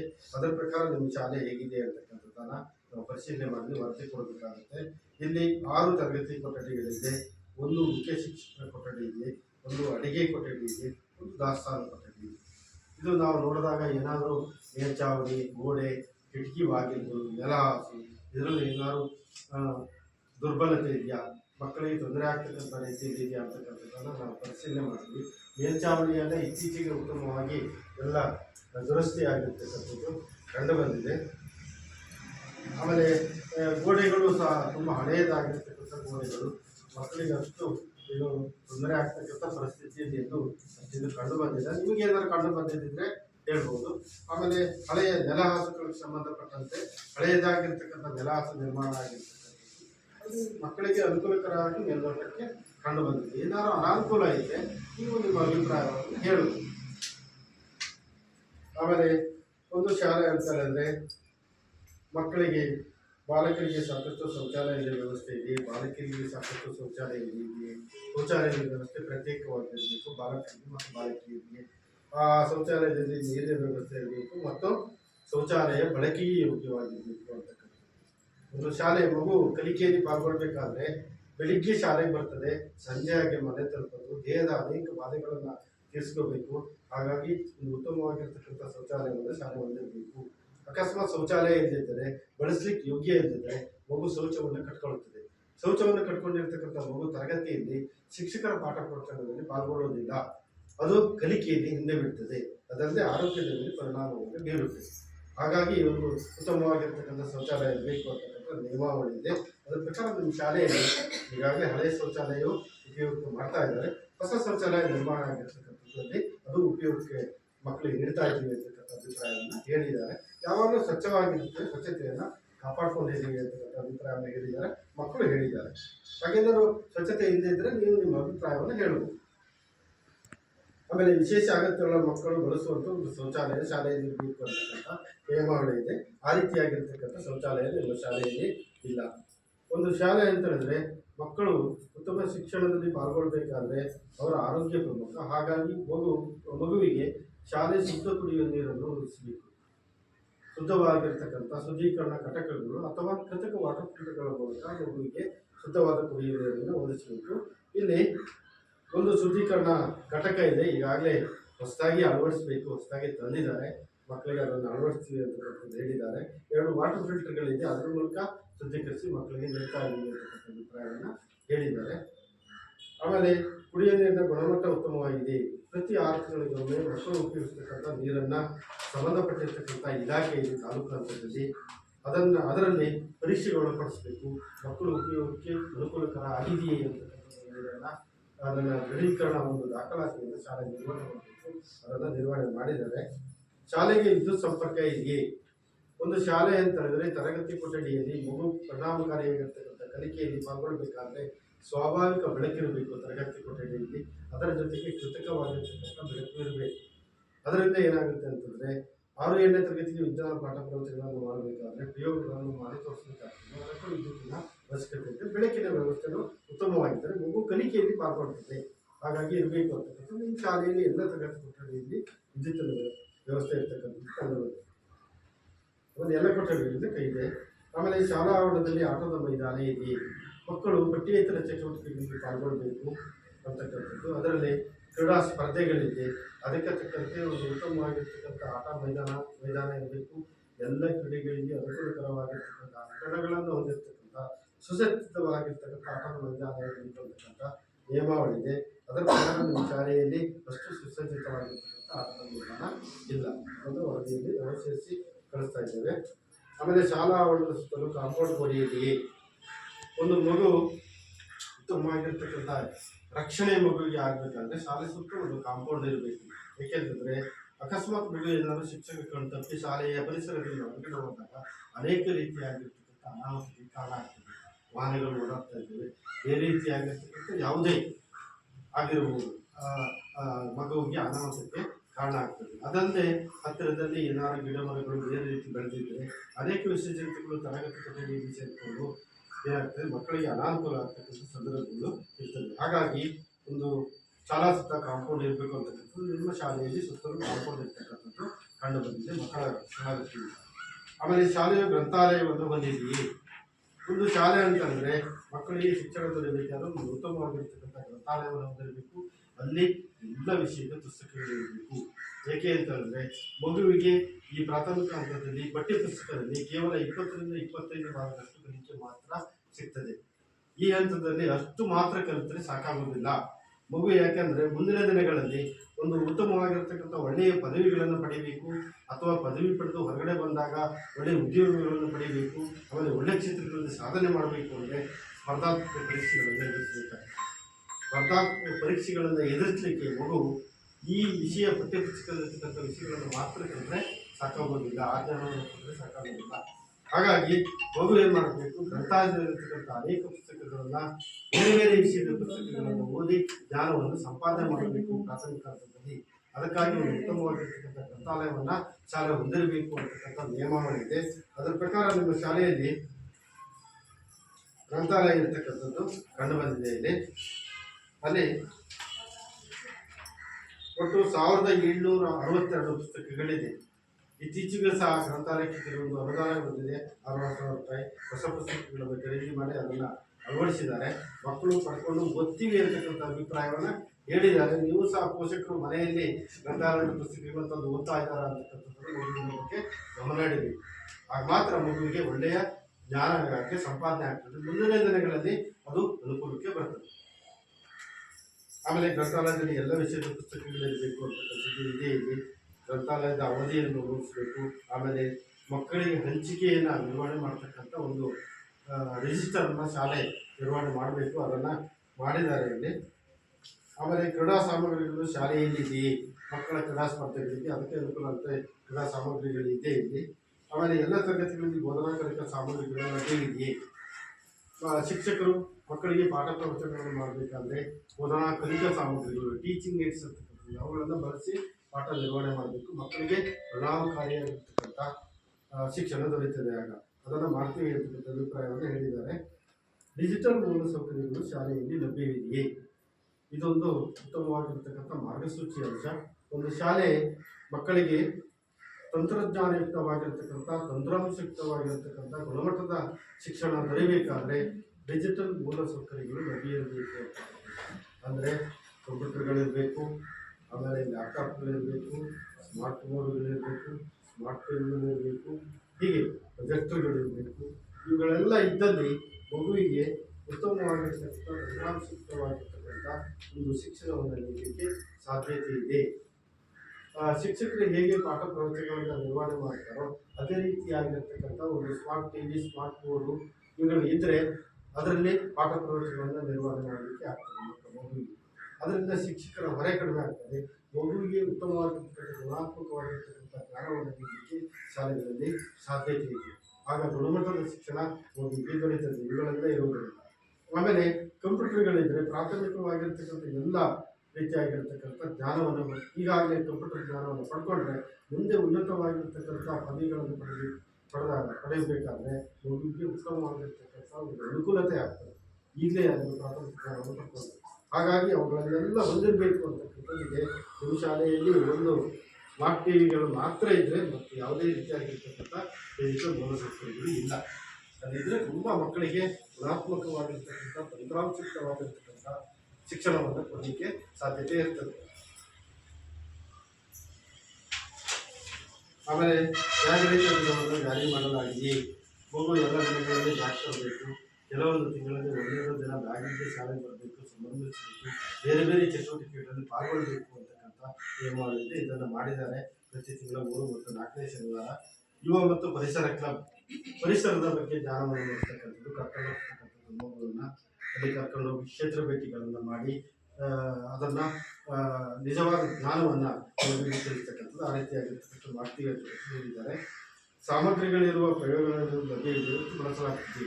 6ನೇ ತರಗತಿ ವಿಜ್ಞಾನ ಪಾಠ ಪ್ರವಚನ ಮಾಡಬೇಕಾದ್ರೆ ಅಲ್ಲಿ ಪ್ರಯೋಗಗಳನ್ನು ಮಾಡಿ ತೋರಿಸಿ ಮಗುವಿಗೆ ಪಾಠ ಪ್ರವಚನ ಮಾಡಬೇಕಾಗ್ತದೆ. ಅದನ್ನು ಮಾಡಿದರೆ ಮಕ್ಕಳಿಗೆ ಒಳ್ಳೆಯ ಶಿಕ್ಷಣ ಸಿಗ್ತದೆ. ಅದನ್ನು ಮಾಡ್ತೀವಿ ಅಂತಕ್ಕಂಥ ಅಭಿಪ್ರಾಯವನ್ನು ಹೇಳಿದ್ದಾರೆ. ವಿಜ್ಞಾನ ಮತ್ತು ಗಣಿತ ಕಿಟ್ ಲಭ್ಯತೆ ಕಿಟ್ಗಳ ಮೂಲಕ ಮಕ್ಕಳಿಗೆ ಪಾಠ ಮಾಡತಕ್ಕಂಥದ್ದು. ಆಗ ಮಗುವಿಗೆ ಒಳ್ಳೆಯ ಗುಣಾತ್ಮಕ ಶಿಕ್ಷಣ, ಪರಿಣಾಮಕಾರಿಯಾಗಿರ್ತಕ್ಕಂಥ ಶಿಕ್ಷಣ. ಇಲ್ಲಿ ಗಣಿತ ಕಿಟ್ ಇದೆ, ವಿಜ್ಞಾನ ಕಿಟ್ ಇಲ್ಲ ಅಂತಕ್ಕಂಥ ಅಭಿಪ್ರಾಯವನ್ನು ಹೇಳಿದ್ದಾರೆ. ಕಿಟ್ಟನ್ನು ಬಳಸಿ ಪಾಠ ಮಾಡ್ತೀವಿ ಅಂತಕ್ಕಂಥದ್ದು. ಆಮೇಲೆ ಸ್ವಯಂ ರಕ್ಷಣಾ ತರಬೇತಿಗಳನ್ನು ಹೆಣ್ಣು ಮಕ್ಕಳಿಗೆ ನೀಡಲಾಗ್ತಿದೆ. ಮಕ್ಕಳಿಗೆ ಕರಾಟೆ ತರಬೇತಿ ಯಾವುದಾದ್ರು ಇಲ್ಲಿ ಹತ್ತಿರದಲ್ಲಿರ್ತಕ್ಕಂಥ ಖಾಸಗಿ ಶಿಕ್ಷಕರಿದ್ದರೆ ಹೆಣ್ಮಕ್ಕಳಿಗೆ ವಿಶೇಷವಾಗಿ ಅವರ ರಕ್ಷಣೆಗಾಗಿ ಕರಾಟೆ ತರಬೇತಿಯನ್ನು ನೀಡತಕ್ಕಂಥ ಕೆಲವು ಶಾಲೆಗಳಲ್ಲಿ ಮಾಡ್ತಾರೆ. ಅದನ್ನು ನಿಮ್ಮ ಶಾಲೆಯಲ್ಲಿ ಆ ರೀತಿಯಾಗಿರ್ತಕ್ಕಂಥದ್ದು ಇಲ್ಲ. ಇಲ್ಲಿ ಶಾಲೆಯಲ್ಲಿ ಘನ ಮತ್ತು ದ್ರವ ತ್ಯಾಜ್ಯದ ವಿಲೇವಾರಿ ತ್ಯಾಜ್ಯಗಳನ್ನು ಏನು ಮಾಡ್ತಾರೆ, ಸ್ಥಳೀಯ ಆಡಳಿತವಾಗಿರ್ತಕ್ಕಂಥ ಪಟ್ಟಣ ಪಂಚಾಯಿತಿ ಅದನ್ನು ವಿಲೇವಾರಿ ಮಾಡ್ತದೆ ಅಂತಕ್ಕಂಥ ಅಭಿಪ್ರಾಯವನ್ನು ಹೇಳಿದ್ದಾರೆ. ಕೆಲವು ಮೂಲಸೌಕರ್ಯಗಳು ಇತರೆ ಇಲಾಖೆಗಳ ಯೋಜನೆಗಳಿಂದ ಮಂಜೂರಾಗಿದೆ ಮತ್ತು ನಿರ್ವಹಿಸಲಾಗಿದೆ. ಶಾಲೆಯನ್ನು ಅಭಿವೃದ್ಧಿ ಮಾಡಬೇಕಾದ್ರೆ ಶಿಕ್ಷಣ ಇಲಾಖೆಯಿಂದ ಬರ್ತಕ್ಕಂಥ ಅನುದಾನವನ್ನು ಪಡ್ಕೊಂಡ್ರೆ ಸಾಕಾಗಲ್ಲ. ಶಿಕ್ಷಣ ಇಲಾಖೆ ಭಾಳ ಕಡಿಮೆ ಅನುದಾನವನ್ನು ನೀಡ್ತದೆ. ಅದರಿಂದ ಅಭಿವೃದ್ಧಿ ಮಾಡಲಿಕ್ಕೆ ಸಾಕಾಗಲ್ಲ. ಹಾಗಾಗಿ ಸರ್ಕಾರ ಏನು ಮಾಡಿದೆ ಅಂದರೆ ಬೇರೆ ಬೇರೆ ಇಲಾಖೆಗಳಿಂದ ಅನುದಾನಗಳನ್ನು ಪಡ್ಕೊಂಡು ಶಾಲೆಯ ಅಭಿವೃದ್ಧಿ ಮಾಡಲಿಕ್ಕೆ ಅವಕಾಶ ಮಾಡಿಕೊಟ್ಟಿದೆ. ಅಂದರೆ ಗ್ರಾಮ ಪಂಚಾಯತಿ ಇರ್ಬೋದು, ಈ ಪಟ್ಟಣ ಪಂಚಾಯತಿ ಇರ್ಬೋದು, ತಾಲೂಕ್ ಪಂಚಾಯತಿ ಇರ್ಬೋದು, ಜಿಲ್ಲಾ ಪಂಚಾಯತಿ, ಶಾಸಕರು, ಸಂಸದರ ಅನುದಾನಗಳನ್ನು ಪಡ್ಕೊಂಡು ಶಾಲೆಯನ್ನು ಅಭಿವೃದ್ಧಿ ಮಾಡಲಿಕ್ಕೆ ಅವಕಾಶ ಮಾಡಿಕೊಟ್ಟಿದೆ. ನಿಮ್ಮ ಶಾಲೆ ಯಾವ ರೀತಿಯಾಗಿರ್ತಕ್ಕಂಥ ಅನುದಾನಗಳನ್ನು ಇತ್ತೀಚೆಗೆ ಪಡ್ಕೊಂಡಿದೆ ಅಂತಕ್ಕಂಥದ್ದನ್ನು ನಾವು ಪರಿಶೀಲನೆ ಮಾಡಿದ್ವಿ. 2023-24ರಲ್ಲಿ ಶಾಸಕರ ಅನುದಾನದಿಂದ 3 ತರಗತಿ ಕೊಠಡಿಗಳ ಮೇಲ್ಚಾವಣಿ ರಿಪೇರಿಯಾಗಿದೆ. ಅದಕ್ಕೆ ಸಂಬಂಧಪಟ್ಟಿರ್ತಕ್ಕಂಥ ದಾಖಲಾತಿ ನಿರ್ವಹಣೆ ಆಗಿದೆ. ರಿಪೇರಿಯಾಗಿರ್ತಕ್ಕಂಥದ್ದನ್ನು ನಾವು ಪರಿಶೀಲನೆ ಮಾಡಿದ್ವಿ. ಆಮೇಲೆ 23-24ರಲ್ಲಿ ಪಟ್ಟಣ ಪಂಚಾಯತಿಯಿಂದ ಒಂದು ಇಂಗುಗುಡಿ ನಿರ್ಮಾಣ ಆಗಿದೆ, ಅದು ಕಾಮಗಾರಿ ಆಗಿರ್ತಕ್ಕಂಥ ನೋಡಿದ್ವಿ. ಆಮೇಲೆ 24-25ರಲ್ಲಿ ಪಟ್ಟಣ ಪಂಚಾಯತಿಯಿಂದ ಕಾಂಪೌಂಡ್ ರಕ್ಷಣಾ ಬೇಲಿ, ಒಂದು ರಕ್ಷಣಾ ಬೇಲಿ ಕಾಂಪೌಂಡಿಂದ ಮೇಲ್ಭಾಗದಲ್ಲಿ ಇನ್ನು ಮಕ್ಕಳಿಗೆ ರಕ್ಷಣಾ ಬೇಲಿ ನಿರ್ಮಾಣ ಆಗಿತ್ತು, ಅದು ಆಗಿದೆ ಅಲ್ಲಿ. ಆಮೇಲೆ 24-25ರಲ್ಲಿ ಪಟ್ಟಣ ಪಂಚಾಯತಿಯಿಂದ ಒಂದು ಶೌಚಾಲಯ ಈಗಾಗಲೇ ನಿರ್ಮಾಣ ಆಗಿದೆ, ಅದು ಮಕ್ಕಳ ಉಪಯೋಗಕ್ಕೆ ಈಗಾಗಲೇ ಸಿದ್ಧವಾಗಿದೆ. ಉತ್ತಮವಾಗಿರ್ತಕ್ಕಂಥ ಶೌಚಾಲಯ ನಿರ್ಮಾಣ ಆಗಿರ್ತಕ್ಕಂಥ ಕಂಡುಬಂದಿದೆ. ಆಮೇಲೆ 23-24ರಲ್ಲಿ ಒಂದು ಕೊಳವೆ ಬಾವಿ, ಮಕ್ಕಳ ನೀರಿನ ವ್ಯವಸ್ಥೆಗೆ, ಕುಡಿಯುವ ನೀರಿನ ವ್ಯವಸ್ಥೆಗೆ ಮತ್ತು ಮಧ್ಯಾಹ್ನದ ಬಿಸಿಯೂಟಕ್ಕೆ ಸಂಬಂಧಪಟ್ಟಂತೆ ಒಂದು ಕೊಳವೆ ಬಾವಿ ನಿರ್ಮಾಣ ಆಗಿದೆ. ಜಿಲ್ಲಾ ಪಂಚಾಯತ್ ವತಿಯಿಂದ ಆ ಕಾಮಗಾರಿಗಳು ನಿರ್ಮಾಣ ಆಗಿರ್ತಕ್ಕಂಥದ್ದು ಕಂಡುಬಂದಿದೆ. ಇಷ್ಟು ಕಾಮಗಾರಿಗಳು ಈಗಾಗಲೇ ಸರ್ಕಾರದಿಂದ ಬಂದಿರ್ತಕ್ಕಂಥದ್ದು. ಇದಲ್ಲದೆ ಶಿಕ್ಷಕರಿಗೆ ಸಂಬಂಧಪಟ್ಟಂತೆ ನಾವು ಕೆಲವೊಂದು ಪರಿಶೀಲನೆ ಮಾಡಬೇಕಾಗ್ತದೆ. ಶಿಕ್ಷಕರು ನಿಯಮಿತವಾಗಿ ಶಾಲೆಗೆ ಹಾಜರಾಗ್ತಾರೆಯೇ? ಶಿಕ್ಷಕರು ಪ್ರತಿದಿನ ಶಾಲೆಗೆ ತಡವಾಗಿ ಬರ್ತಾರೆಯೇ? ಶಿಕ್ಷಕರು ಪ್ರತಿದಿನ ಶಾಲೆಯಿಂದ ವಂಚಿತವಾಗಿ ತೆರಳುತ್ತಾರೆಯೇ? ಆಮೇಲೆ ಶಿಕ್ಷಣ ಇಲಾಖೆಯ ನಿಯಮಾವಳಿಗಳ ಪ್ರಕಾರ ಪಾಠ ಪ್ರವಚನಗಳನ್ನು ನಿರ್ವಹಣೆ ಮಾಡ್ತಕ್ಕಂಥದ್ದು, ಪರೀಕ್ಷೆಗಳನ್ನು ಘಟಕ ಪರೀಕ್ಷೆಗಳನ್ನು ಮಾಡ್ತಕ್ಕಂಥದ್ದು, ಅವುಗಳ ಮೌಲ್ಯಾಂಕನ ಮಾಡಿ ಮಗು ಯಾವ ಹಂತದಲ್ಲಿದೆ ಅಂತಕ್ಕಂಥದ್ದು ಮಗುವಿಗೆ ಮತ್ತು ಮಗುವಿನ ಮಕ್ಕಳ ಪೋಷಕರಿಗೆ ತಿಳಿಸ್ತಕ್ಕಂಥ ಎಲ್ಲ ಕಾರ್ಯಚಟುವಟಿಕೆಗಳನ್ನು ಶಾಲೆ ಮಾಡಬೇಕು ಅಂತಕ್ಕಂಥ ನಿಯಮಾವಳಿ ಇದೆ.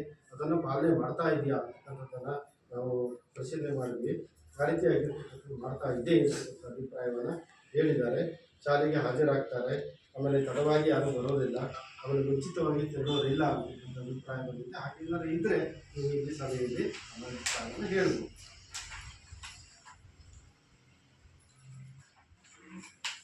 ಆಮೇಲೆ ಶಾಲೆಯಲ್ಲಿ ಸಾಕಷ್ಟು ಶಿಕ್ಷಕರು ಇದ್ದಾರೆಯೇ? ಇಲ್ಲಿ 2 ಶಿಕ್ಷಕರ ಕೊರತೆ ಇರ್ತಕ್ಕಂಥದ್ದು, 3 ಶಿಕ್ಷಕರ ದೈಹಿಕ ಶಿಕ್ಷಕರನ್ನು ಸೇರಿ 3 ಶಿಕ್ಷಕರ ಕೊರತೆ ಇರ್ತಕ್ಕಂಥದ್ದು ಇದೆ. ಆಮೇಲೆ ಇತ್ತೀಚೆಗೆ ಶಿಕ್ಷಕರು ತರಬೇತಿಗಳನ್ನು ಪಡೆದಿದ್ದಾರೆಯೇ? ಶಿಕ್ಷಣದಲ್ಲಿ ಆಗಾಗ್ಗೆ ಬದಲಾವಣೆಗಳಾಗ್ತದೆ. ಮಕ್ಕಳಿಗೆ ಒಂದು ಗುಣಮಟ್ಟದ ಶಿಕ್ಷಣ ದೊರೆಯಬೇಕಾದ್ರೆ ಶಿಕ್ಷಕರ ಕಾರ್ಯಕ್ಷಮತೆಯನ್ನು ಹೆಚ್ಚಿಸಬೇಕಾಗ್ತದೆ. ಹಾಗಾಗಿ ಇಲಾಖೆ ಏನು ಮಾಡ್ತದೆ, ಆಗಾಗ್ಗೆ ಕೆಲವು ತರಬೇತಿಗಳನ್ನು ನೀಡ್ತಾ ಇದೆ. ಅದರಲ್ಲಿ ಟ್ಯಾಬ್ ತರಬೇತಿಯನ್ನು 3 ಶಿಕ್ಷಕರು ಇಲ್ಲಿ ಕರೆದಿರ್ತಕ್ಕಂಥದ್ದು ಕಂಡುಬಂದಿದೆ. ಆಮೇಲೆ ಮಕ್ಕಳ ರ್ಯಾಪಿಡ್ ಮತ್ತು ಗಾಡಿ ಹೊಡೆಯುವ ಕಾರ್ಯವನ್ನು ಮಾಡಲಾಗಿದೆ. ಯಾವುದಾದ್ರು ಮಗು ಶಾಲೆಗೆ ಬರದೇ ಇದ್ದರೆ ಅಂಥವನ್ನು ಹೋಗಿ ಸಂಪರ್ಕ ಮಾಡ್ತಾ ಇದ್ದಾರೆ. ಶಾಲೆಯಲ್ಲಿ ಇತರ ಉದ್ದೇಶಗಳಿಗಾಗಿ ಬಳಸಲಾಗ್ತಿದೆ. ಶಾಲೆಯನ್ನು ಬೇರೆ ಯಾವುದೇ ಉದ್ದೇಶಗಳಿಗಾಗಿ ಬಳಸುವಂಥದ್ದು, ಮಕ್ಕಳ ಶಿಕ್ಷಣಕ್ಕೆ ಮಾತ್ರ ಬಳಸಬೇಕು ಅಂತಕ್ಕಂಥ ನಿಯಮಾವಳಿಗೆ ಅದಕ್ಕೆ ಬಳಸ್ತಾ ಇದ್ದೀವಿ. ಯಾವುದೇ ಪ್ರವೇಶ ಶುಲ್ಕ, ಅರ್ಜಿ ಶುಲ್ಕ, ದಾಖಲೆ ಶುಲ್ಕ, ಬೋಧನಾ ಶುಲ್ಕ, ಇತರ ಶುಲ್ಕಗಳನ್ನು ಪಡೆಯಲಾಗ್ತಿದೆಯೇ? ಏನಾದರೂ ಶುಲ್ಕಗಳನ್ನು ಪಡಿತಾ ಇದ್ದಾರೆ. ಇಲ್ಲಿ ಉಚಿತ ಮತ್ತು ಕಡ್ಡಾಯ ಶಿಕ್ಷಣ ಹಾಗೇನಾದ್ರು ಇದ್ದರೆ ಪಡಿತಾ ಇದ್ದರೆ ನೀವು ಹೇಳಬಹುದು. ಯಾವುದು ಇಲ್ಲ ಅಂತಕ್ಕಂಥ ಅಭಿಪ್ರಾಯ ಬಂದಿದೆ. ಶಾಲಾಭಿವೃದ್ಧಿ ಮತ್ತು ಮೇಲುಸ್ತುವಾರಿ ಸಮಿತಿಯನ್ನು ರಚಿಸಲಾಗಿದೆ.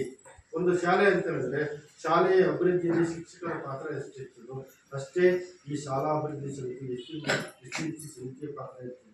ಹೆಚ್ಚು ಕ್ರಿಯಾಶೀಲವಾಗಿರ್ತಕ್ಕಂಥ ಒಂದು STMC ಸಮಿತಿ ಇದ್ದರೆ ಅಲ್ಲೇ ಶಾಲೆಯ ಎಲ್ಲ ಚಟುವಟಿಕೆಗಳಿಗೆ ಯಾವುದೇ ಭೌತಿಕವಾಗಿರ್ತಕ್ಕಂಥ ಶಾಲೆಯ ಅಭಿವೃದ್ಧಿ ಇರ್ಬೋದು ಅಥವಾ ಮಕ್ಕಳಿಗೆ ಶೈಕ್ಷಣಿಕವಾಗಿರ್ತಕ್ಕಂಥ ಯಾವುದೇ ಚಟುವಟಿಕೆಗಳಲ್ಲಿ ಪಾಲ್ಗೊಂಡು ಶಿಕ್ಷಕರ ಜೊತೆಗೆ ಪಾಲ್ಗೊಂಡಾಗ ಮಕ್ಕಳಿಗೆ ಒಂದು ಉತ್ತಮವಾಗಿರ್ತಕ್ಕಂಥ ಗುಣಾತ್ಮಕ ಶಿಕ್ಷಣವನ್ನು ಆ ಶಾಲೆಯಲ್ಲಿ ನೀಡಲಿಕ್ಕೆ ಸಾಧ್ಯತೆ ಇದೆ. ಹಾಗಾಗಿ ಶಾಲಾಭಿವೃದ್ಧಿ ಮತ್ತು ಮೇಲುಸ್ತುವಾರಿ ಸಮಿತಿಯನ್ನು ರಚಿಸಲಾಗಿದೆ. ಅದು ಕ್ರಿಯಾಶೀಲವಾಗಿ ಕೆಲಸವನ್ನು ನಿರ್ವಹಣೆ ಮಾಡ್ತಾ ಇದೆಯಾ ಅಂತಕ್ಕಂಥದ್ದನ್ನು ಹೌದು ಅಂತಕ್ಕಂಥ ಅಭಿಪ್ರಾಯವನ್ನು ಹೇಳಿದ್ದಾರೆ. ಆಮೇಲೆ ಆ ಒಂದು STMC ಸಮಿತಿ ಶಾಲಾಭಿವೃದ್ಧಿ ಯೋಜನೆಯನ್ನು ಸಿದ್ಧಪಡಿಸಬೇಕು. ಅದರ ಮೇಲುಸ್ತುವಾರಿಯನ್ನು ಶಾಲೆಯ ಮೇಲುಸ್ತುವಾರಿಯನ್ನು ಮಾಡ್ತಾ ಇರಬೇಕು. ಆಮೇಲೆ STMC ಸದಸ್ಯರನ್ನು ಅರಿವು ಅವರಿಗೆ ಇರಬೇಕು ಅಂತಕ್ಕಂಥದ್ದಿದೆ, ಅದೆಲ್ಲ ಇದೆ ಅಂತಕ್ಕಂಥದ್ದು. ಆಮೇಲೆ ಯೋಜನೆಯ ನಿಯಮಾವಳಿ ಅಥವಾ ಇಲಾಖಾ ನಿಯಮಾವಳಿಗಳ ಪ್ರಕಾರ STMCಯು ಪ್ರತಿ ಒಂದು ವರ್ಷದಲ್ಲಿ 12 ಸಭೆಗಳನ್ನು ಶಾಲೆಯಲ್ಲಿ ನಡೆಸಬೇಕು. ಆ 12 ಸಭೆಗಳನ್ನು ನಡೆಸಿ ಶಾಲೆಯ ಎಲ್ಲ ಭೌತಿಕ ಶೈಕ್ಷಣಿಕ ಪ್ರಗತಿ ಬಗ್ಗೆ ಚರ್ಚೆ ಆಗಬೇಕು. ಅದರ ನಡಾವಳಿಯನ್ನು ದಾಖಲಾತಿಯಲ್ಲಿ ಅಲ್ಲಿನ ನಡಾವಳಿಯನ್ನು ದಾಖಲಿಸಬೇಕು ಅಂತಕ್ಕಂಥ ನಿಯಮಾವಳಿ ಇದೆ. ಅದರ ಪ್ರಕಾರ ನಿಮ್ಮ ಶಾಲೆಯಲ್ಲಿ 2023-24ರಲ್ಲಿ ನಿಯಮಾವಳಿ 12 ಸಭೆ ಇದೆ. ನಿಮ್ಮ ಶಾಲೆ 14 ಸಭೆಗಳನ್ನು ಮಾಡಿ ಅಲ್ಲಿ ದಾಖಲಾತಿ ನಿರ್ವಹಣೆ ಆಗಿರ್ತಕ್ಕಂಥದ್ದು ಕಂಡುಬಂದಿದೆ. ಆಮೇಲೆ ಇಲಾಖೆಗೆ ಸಂಬಂಧಪಟ್ಟಂತೆ ಒಂದು ಶಾಲೆ ಅಂತ ಹೇಳಿದ್ರೆ ಉತ್ತಮವಾಗಿ ಕಾರ್ಯನಿರ್ವಹಿಸ್ತಿದೆಯಾ ಇಲ್ಲವಾ ಅಂತಕ್ಕಂಥದ್ದು ಇಲಾಖಾ ಮೇಲಂತಕ್ಕೆ ಮತ್ತು ಸರ್ಕಾರದ ಗಮನಕ್ಕೆ ತರಲಿಕ್ಕೆ ಇಲಾಖಾ ಮೇಲಾಧಿಕಾರಿಗಳು ಆಗಾಗ್ಗೆ ಭೇಟಿ ನೀಡಬೇಕು ಅಂತಕ್ಕಂಥ ನಿಯಮಾವಳಿ ಇದೆ. ಅದರಲ್ಲಿ ಕ್ಷೇತ್ರ ಶಿಕ್ಷಣಾಧಿಕಾರಿಗಳು ಒಂದು ಪ್ರಾಥಮಿಕ ಶಾಲೆಗೆ ಒಮ್ಮೆ ಭೇಟಿ ನೀಡಬೇಕು. ಕ್ಷೇತ್ರ ಸಮನ್ವಯಾಧಿಕಾರಿಗಳು 3 ಬಾರಿ ಭೇಟಿ ನೀಡಬೇಕು ಅಂತ ಒಮ್ಮೆ ಭೇಟಿ ನೀಡಬೇಕು ಅಂತ ಇದೆ. ಇಲ್ಲಿ 2023-24ರಲ್ಲಿ BO ಅವರು 3 ಬಾರಿ ಭೇಟಿ ನೀಡಿದ್ದಾರೆ. ಆಮೇಲೆ BRC ಅವರು 3 ಬಾರಿ ಭೇಟಿ ನೀಡಿದ್ದಾರೆ. ದಾಖಲಾತಿ ನಿರ್ವಹಣೆ ಆಗಿದೆ. ಆಮೇಲೆ ಕ್ಲಸ್ಟರ್ ಸಂಪನ್ಮೂಲ ವ್ಯಕ್ತಿ CRP ಅವರು ಒಂದು ವರ್ಷದಲ್ಲಿ 12 ಬಾರಿ ಭೇಟಿ ನೀಡಬೇಕು ಶಾಲೆಗೆ ಅಂತಕ್ಕಂಥ ನಿಯಮಾವಳಿ ಇದೆ. ಅದರ ಪ್ರಕಾರ ಅತ್ಯಂತ ಪ್ರಮುಖವಾಗಿರ್ತಕ್ಕಂಥ CRP ಅವರು ಶಾಲೆ ಮತ್ತು ಇಲಾಖೆಗೆ ಕೊಂಡಿ ಇದ್ದಂತೆ ಶಾಲಾ ಎಲ್ಲ ಮಾಹಿತಿಗಳನ್ನು ಇಲಾಖೆ ತಲುಪಿಸ್ತಕ್ಕಂಥದ್ದು, ಇಲಾಖೆ ಎಲ್ಲ ಮಾಹಿತಿಗಳನ್ನು ಶಾಲೆಗೆ ತಲುಪಿಸಿ ಸಮನ್ವಯದಿಂದ ಸಾಧಿಸಿ ಒಂದು ಉತ್ತಮವಾಗಿರ್ತಕ್ಕಂಥ ಕಲಿಕಾ ವಾತಾವರಣವನ್ನು ಶಾಲೆಯಲ್ಲಿ ನಿರ್ಮಾಣ ಮಾಡ್ತಕ್ಕಂಥದ್ದು ಇವರ ಜವಾಬ್ದಾರಿ. ಹಾಗಾಗಿ ಎಷ್ಟು ಭೇಟಿ ನೀಡಿದ್ದಾರೆ ಅಂತಕ್ಕಂಥದ್ದನ್ನು ನಾವು ದಾಖಲಾತಿ ನೋಡ್ತೀವಿ. ಇಲ್ಲೇ 12 ಭೇಟಿ ನೀಡಿರ್ತಕ್ಕಂಥದ್ದು ಕಂಡುಬಂದಿದೆ. ಉತ್ತಮವಾಗಿ ಭೇಟಿ ನೀಡಿದ್ದಾರೆ. ಆಮೇಲೆ ಗ್ರಂಥಾಲಯದ ಅನುದಾನವನ್ನು 6,000 ರೂಪಾಯಿಯನ್ನು 24-25ರಲ್ಲಿ ಶಾಲೆ ಪಡ್ಕೊಂಡಿದೆ. 92 ಪುಸ್ತಕಗಳನ್ನು ಖರೀದಿಸಿ ಗ್ರಂಥಾಲಯದಲ್ಲಿ ಅಳವಡಿಕೆಯನ್ನು ಮಾಡಿದ್ದಾರೆ.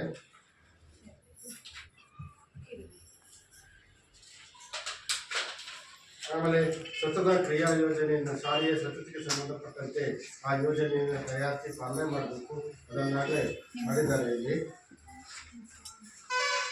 ಆಮೇಲೆ ಏನಾದರೂ ದೂರುಗಳಿದ್ದರೆ ದೂರು ಸಲ್ಲಿಸಲಿಕ್ಕೆ ಒಂದು ದೂರು ಪೆಟ್ಟಿಗೆಯನ್ನು ನಿರ್ವಹಣೆ ಮಾಡಬೇಕು, ಅದನ್ನು ನಿರ್ವಹಣೆ ಮಾಡಿದ್ದಾರೆ. ಆಮೇಲೆ ಶಾಲಾ ಸುರಕ್ಷಾ ಪ್ರತಿಜ್ಞೆಯನ್ನು ಕೇಳಿಸಬೇಕಾಗ್ತದೆ, ಮಕ್ಕಳಿಗೆ ಅದರ ತಿಳುವಳಿಕೆಯನ್ನು ನೀಡಬೇಕಾಗ್ತದೆ, ಅದನ್ನು ಮಾಡ್ತಾ ಇದ್ದಾರೆ. ವಿದ್ಯುತ್ ತಂತಿಗಳನ್ನು ಮತ್ತು ಕೇಬಲ್ಗಳನ್ನು ಸರಿಯಾದ ಅರ್ಥದಲ್ಲಿ ಇನ್ಸುಲೇಟ್ ಮಾಡಲಾಗಿದೆ ಮತ್ತು ಮಕ್ಕಳು ತಲುಪುವ ಅಂತರದಲ್ಲಿ ಇರ್ತದೆ. ಇದರಿಂದ ಏನಾದರೂ ವಿದ್ಯುತ್ ತಂತಿಗಳು ತರಗತಿಗಳಲ್ಲಿ ಶಾಲಾ ಪರಿಸರದಲ್ಲಿ ಮಕ್ಕಳಿಗೆ ಅನಾಹುತ ಆಗ್ತಕ್ಕಂಥ ಸಂದರ್ಭದಲ್ಲಿ ಯಾವುದು ನಾವು ಸಹ ನೋಡಿದ್ವಿ, ಎಲ್ಲಿ ಇಲ್ಲ ಅಂತಕ್ಕಂಥ ಅಭಿಪ್ರಾಯ ಬಂದಿದೆ.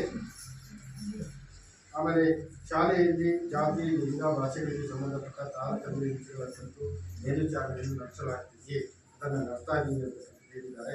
ಆಮೇಲೆ ಒಂದು ಪ್ರಥಮ ಚಿಕಿತ್ಸಾ ಪೆಟ್ಟಿಗೆ ಫಸ್ಟ್ ಏಡ್ ಬಾಕ್ಸ್ ಇರಬೇಕು, ಅದರಲ್ಲಿ ಕನಿಷ್ಠ ಔಷಧಿಗಳಿರಬೇಕು ಅಂತಕ್ಕಂಥದ್ದು ನಿಯಮಾವಳಿ ಇದೆ. ಮಗು ಏನಾದರೂ ಯಾವುದೇ ಆರೋಗ್ಯದಲ್ಲಿ ತೊಂದರೆ ಆದರೆ ಆಮೇಲೆ ಆಟಪಾಠದಲ್ಲಿ ಪಾಲ್ಗೊಂಡಾಗ ಸಣ್ಣ ಪುಟ್ಟ ಗಾಯಗಳಾದರೆ ಕನಿಷ್ಠ ಔಷಧಿಗಳು ಶಾಲೆಯಲ್ಲಿ ಪ್ರಥಮವಾಗಿ ದೊರೆಯಬೇಕು ಅಂತ ನಿಯಮವಾಗಿ ಅದನ್ನಾಗಲೇ ಪಾಲನೆ ಮಾಡಿದ್ದಾರೆ. ಆಮೇಲೆ ತುರ್ತು ದೂರವಾಣಿ ಸಂಖ್ಯೆಗಳನ್ನು ಪ್ರದರ್ಶಿಸಲಾಗಿದೆ.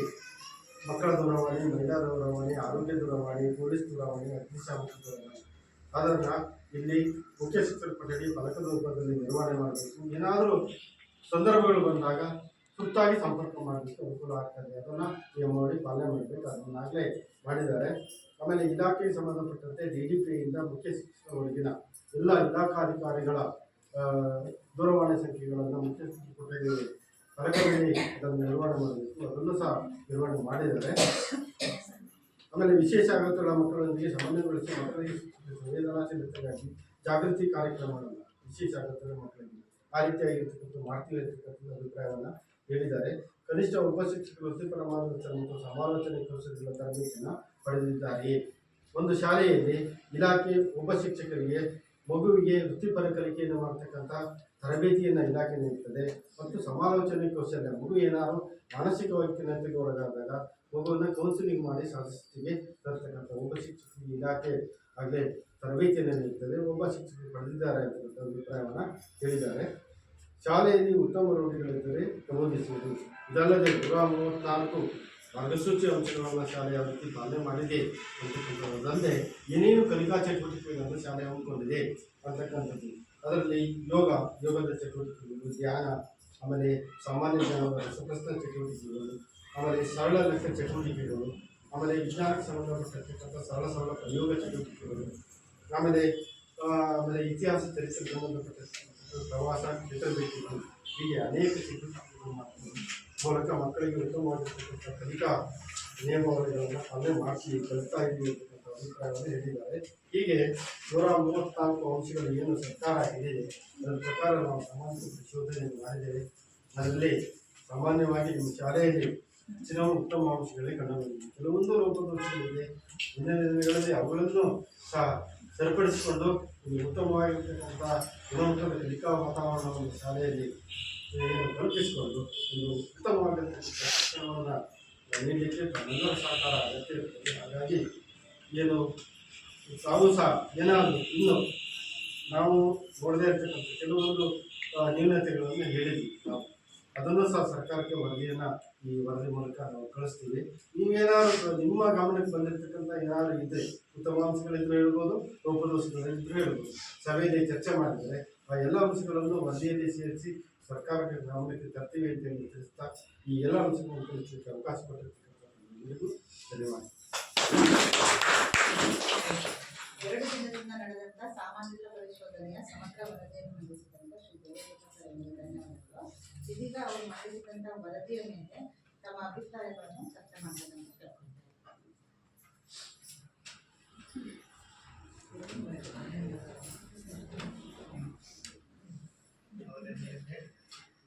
ನಿಮ್ಮೆಲ್ಲರ ಪರವಾಗಿ ನಾನು ಕೇಳ್ಕೊಳ್ಳೋದೇನು ಅಂತ ಹೇಳಿದ್ರೆ ಈ ಶಾಲೆಗೆ ತುಂಬಾ ಅಗತ್ಯ ಇರುವಂತ ಒಂದು ದೈಹಿಕ ಶಿಕ್ಷಕರ ಅವಶ್ಯಕತೆ ಇದೆ.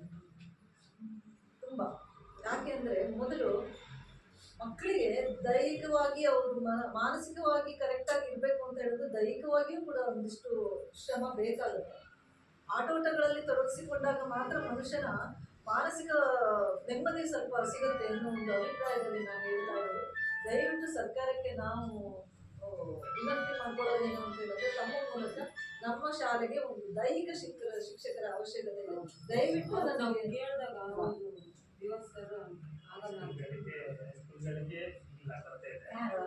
ಮಕ್ಕಳು ಜಾಸ್ತಿ ಇರ್ಬೇಕು ಇದ್ರೆ ಮಕ್ಕಳು ಜಾಸ್ತಿ ಇರಬೇಕು ಅಂತ ಹೇಳಿದಾಗ ಹಾಗಿದ್ರೆ ನಾವು ಮಕ್ಕಳಿಗೆ ನಾವು ಯಾವ ಆಟೋಟಗಳನ್ನ ಕಳ್ಸಕ್ಕಾಗತ್ತೆ?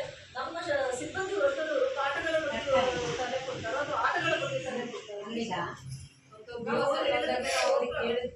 ಒಪ್ಕೊಳ್ತೀವಿ. ನಮ್ಮ ಶಿಕ್ಷಣ ಹಾಗಿದ್ರೆ ನಮ್ಮ ಮೌಲ್ಯಾಧಾರಿತ ಶಿಕ್ಷಣಗಳನ್ನು ಯಾವ ರೀತಿಯಲ್ಲಿ ಕೊಡಕ್ ಸಾಧ್ಯತೆ ಇದೆ? ಅದು ಕೂಡ ಇದರಲ್ಲಿ ಒಂದು ಭಾಗ ಅಲ್ವಾ? ಮೌಲ್ಯಾಧಾರಿತ ಶಿಕ್ಷಣದಲ್ಲಿ ಆಟೋಟಗಳು ಕೂಡ ಒಂದು ಭಾಗ ಮಗುವಿಗೆ. ಅದು ಕೂಡ ಸಮಾನವಾಗಿ ಕೊಡಿ ಅಂತ ಹೇಳಿದ್ರು. ಖಂಡಿತ ಬೇಕು. ಇದು ನನ್ನ ಅಲ್ಲ, ಇದು ನಮ್ಮ ಎಲ್ಲರ ಪೋಷಕರ ಹಾಗೂ ನಮ್ಮ ಶಾಲೆಯ ಸಿಬ್ಬಂದಿಗಳ ಪರವಾಗಿಯೂ ನಾನು ನಮ್ಮಲ್ಲಿ ಬೇಡಿಕೆ ಇಡ್ತಾ ಇದ್ದೀನಿ. ದಯವಿಟ್ಟು ನಮಗೊಂದು ದೈಹಿಕ ಶಿಕ್ಷಕರ ಒಂದು ಅವಶ್ಯಕತೆ ಇದೆ, ಅದನ್ನು ಪೂರೈಸಿಕೊಡಿ. ಅದಕ್ಕೆ ನಾವು ಏನಂದ್ರೆ ಲೈಟ್ ಮಾಡಿಸ್ತಿರೋದ್ರಿಂದ ನಾವು ವರದಿ ಕೊಡೋದು ಅಷ್ಟೇ, ನಾವು ಮಾಡಲ್ಲ. ಅದು ಅಲ್ಲಿಗೆ ಗೌರ್ಮೆಂಟ್ಗೆ ಅದು ವರದಿ ಹೋಗುತ್ತೆ. ದೈಹಿಕ ಶಿಕ್ಷಕರು ಅಂತ ಅಂದ್ರೆ ಎಲ್ಲೂ ಕೂಡ ಎಸ್ಪೆಷಲ್ ಇಲ್ಲ. ಹೈಸ್ಕೂಲ್ಗಳಲ್ಲಿದೆ, ಹೈಸ್ಕೂಲ್ಗಳಲ್ಲೂ ಕೊರತೆ ಇದೆ. ಎಷ್ಟು 13 ಜನ 15 ಜನ ಅಷ್ಟೇ ಇಡೀ ತಾಲೂಕಿಗೆ. ಅದು ಟೋಟಲ್ ಆಗಿರುತ್ತೆ ಸಮಸ್ಯೆ. ನಾವು ಅಲ್ಲಿ ಶಿಕ್ಷಕರು ಏನು ಕೇಳಿದ್ರೆ ಅದನ್ನು ನಾವು ಅದನ್ನ ಕೊಡ್ತೇವೆ, ಇಲ್ಲ ಅಂತಾನೆ ಕೊಡ್ತೇವೆ. ಅದು ಸರ್ಕಾರದ ಮಟ್ಟದ ಚಿಂತನೆ ಆಗ್ತದೆ. ಅದಕ್ಕೆ ಅಲ್ಲಿ ಏನಾದ್ರು ಬದಲಾವಣೆ ಅಂತ ಬರ್ಲಿಕ್ತಾರೆ ಅಂತೇಳಿ ಅದು 100 ಮಕ್ಕಳು ಲಿಮಿಟ್ ಮಾಡಿದ್ದಾರೆ. ಲಿಮಿಟ್ ಇದೆ. 250 ಮಂದಿಗೆ ಕೊಟ್ಟಿದ್ದಾರೆ, ಹೋಗಿದ್ದಾರೆ. ಅದು 50 ಮಾಡಿದ್ರೆ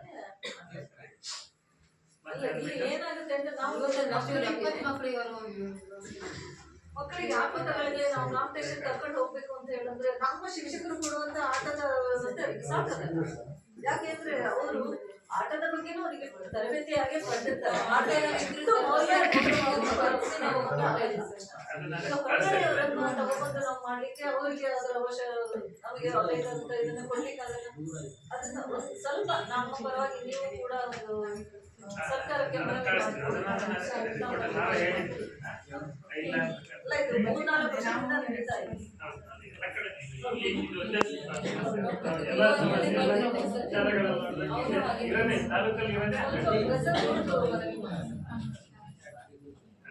ಮುಂದಿನ ದಿನಗಳಲ್ಲಿ ನಮ್ಮ ಶಾಲೆಯ ಸಂಖ್ಯೆಯನ್ನ ಜಾಸ್ತಿ ಮಾಡ್ಲಿಕ್ಕೆ ನಾವು ಟ್ರೈ ಮಾಡ್ತೀವಿ. ಅವಾಗ ಇನ್ನೂ ಒಂದು ವ್ಯವಸ್ಥೆ ಇದೆ ಅಂತ ಹೇಳಿದಾಗ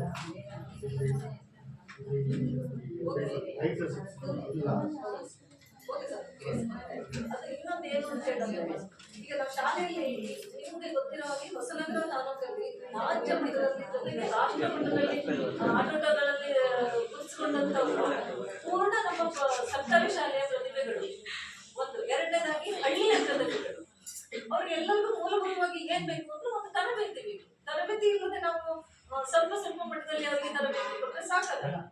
ಆದ್ರಿಂದ ನಾವು ರಿಕ್ವೆಸ್ಟ್ ಮಾಡ್ಕೊಳ್ತಾ ಇದ್ದೀವಿ, ಅದನ್ನ ಮುಂದಿನ ವ್ಯವಸ್ಥೆ ಮಾಡ್ಕೊಳ್ತೀವಿ. ಮಾಡ್ಕೊಡುವಂತ ಮನವಿ ಮಾಡಿ. ಸಾರಿಗೆ ಬರ್ತೇವೆ ನೀವು ಕೇಳ್ತಾ ಇದ್ದೀರಾ,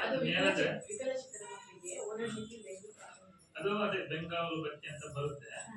ಅದು ಶಾಲೆ ಪ್ರಸ್ತಾವ 3,000 ಪಡಿಸಿದಾರಲ್ಲ, ಅದು ಬೆಂಗಾವಲು ಬತ್ತಿ ಅಂತ ಬರುತ್ತೆ. ಮತ್ತೆ ಇದು ಸಾರಿಗೆ ಬತ್ತಿ ಅಂದ್ರೆ ಅದು ಎಕ್ಸ್ಪ್ರೆಸ್ ಅಂದ್ರೆ ಅದು 3 ಕಿಲೋಮೀಟರ್ ವ್ಯಾಪ್ತಿ ಒಳಗಡೆ ಸ್ಕೂಲ್ ಇಲ್ಲದೆ ಇದ್ರೆ ಅಲ್ಲಿಂದ ಬರೋ ಮಕ್ಕಳಿಗೆ ಸಿಗುತ್ತೆ. ಆ ವ್ಯಾಪ್ತಿ ಒಳಗಡೆ ಸ್ಕೂಲ್ ಇದೆ, ಅವ್ರು ಅದೇ ಸ್ಕೂಲಿಗೆ ಹೋಗ್ತಾರೆ. ಅಲ್ಲಿಂದ ಮತ್ತೆ 5 ಕಿಲೋಮೀಟರ್ ಇಲ್ಲಿ ಬರ್ತಾರೆ ಅಂತ ಅವ್ರಿಗೆ ಕೂಡ ಆ ಥರ ಸಾರಿಗೆ ಮತ್ತೆ ಬೇರೆ ಏನಾದರೂ ಇದೆಯಾ? ಮತ್ತೆ ಮಕ್ಕಳಲ್ಲಿ ನೀವು ಚುಕ್ಕಿ ಕೊಡ್ತೀರಾ, ಬಾಳೆಹಣ್ಣು ಕೊಡ್ತೀರಾ, ಅದು ಸ್ವಲ್ಪ ಗಲಿಬಿಲಿ ಆಗ್ತಾ ಇದೆ. ಮೊಟ್ಟೆ ಅದು ಮೊಟ್ಟೆ ಬಾಳೆಹಣ್ಣು ಸ್ವಲ್ಪ ಅಸಮತೋಲನ ಆಗ್ತಾ ಇದೆ. ಅವರು ನಮ್ಮ ಶಿಕ್ಷಕರು ಹೇಗೂ ಬ್ಯಾಲೆನ್ಸ್ ಮಾಡ್ಕೊಂಡು ಹೋಗ್ತಾ ಇದ್ದಾರೆ. ದಯವಿಟ್ಟು ಅದನ್ನ ಒಂದು ಸ್ವಲ್ಪ ಸಮತೋಲನವನ್ನು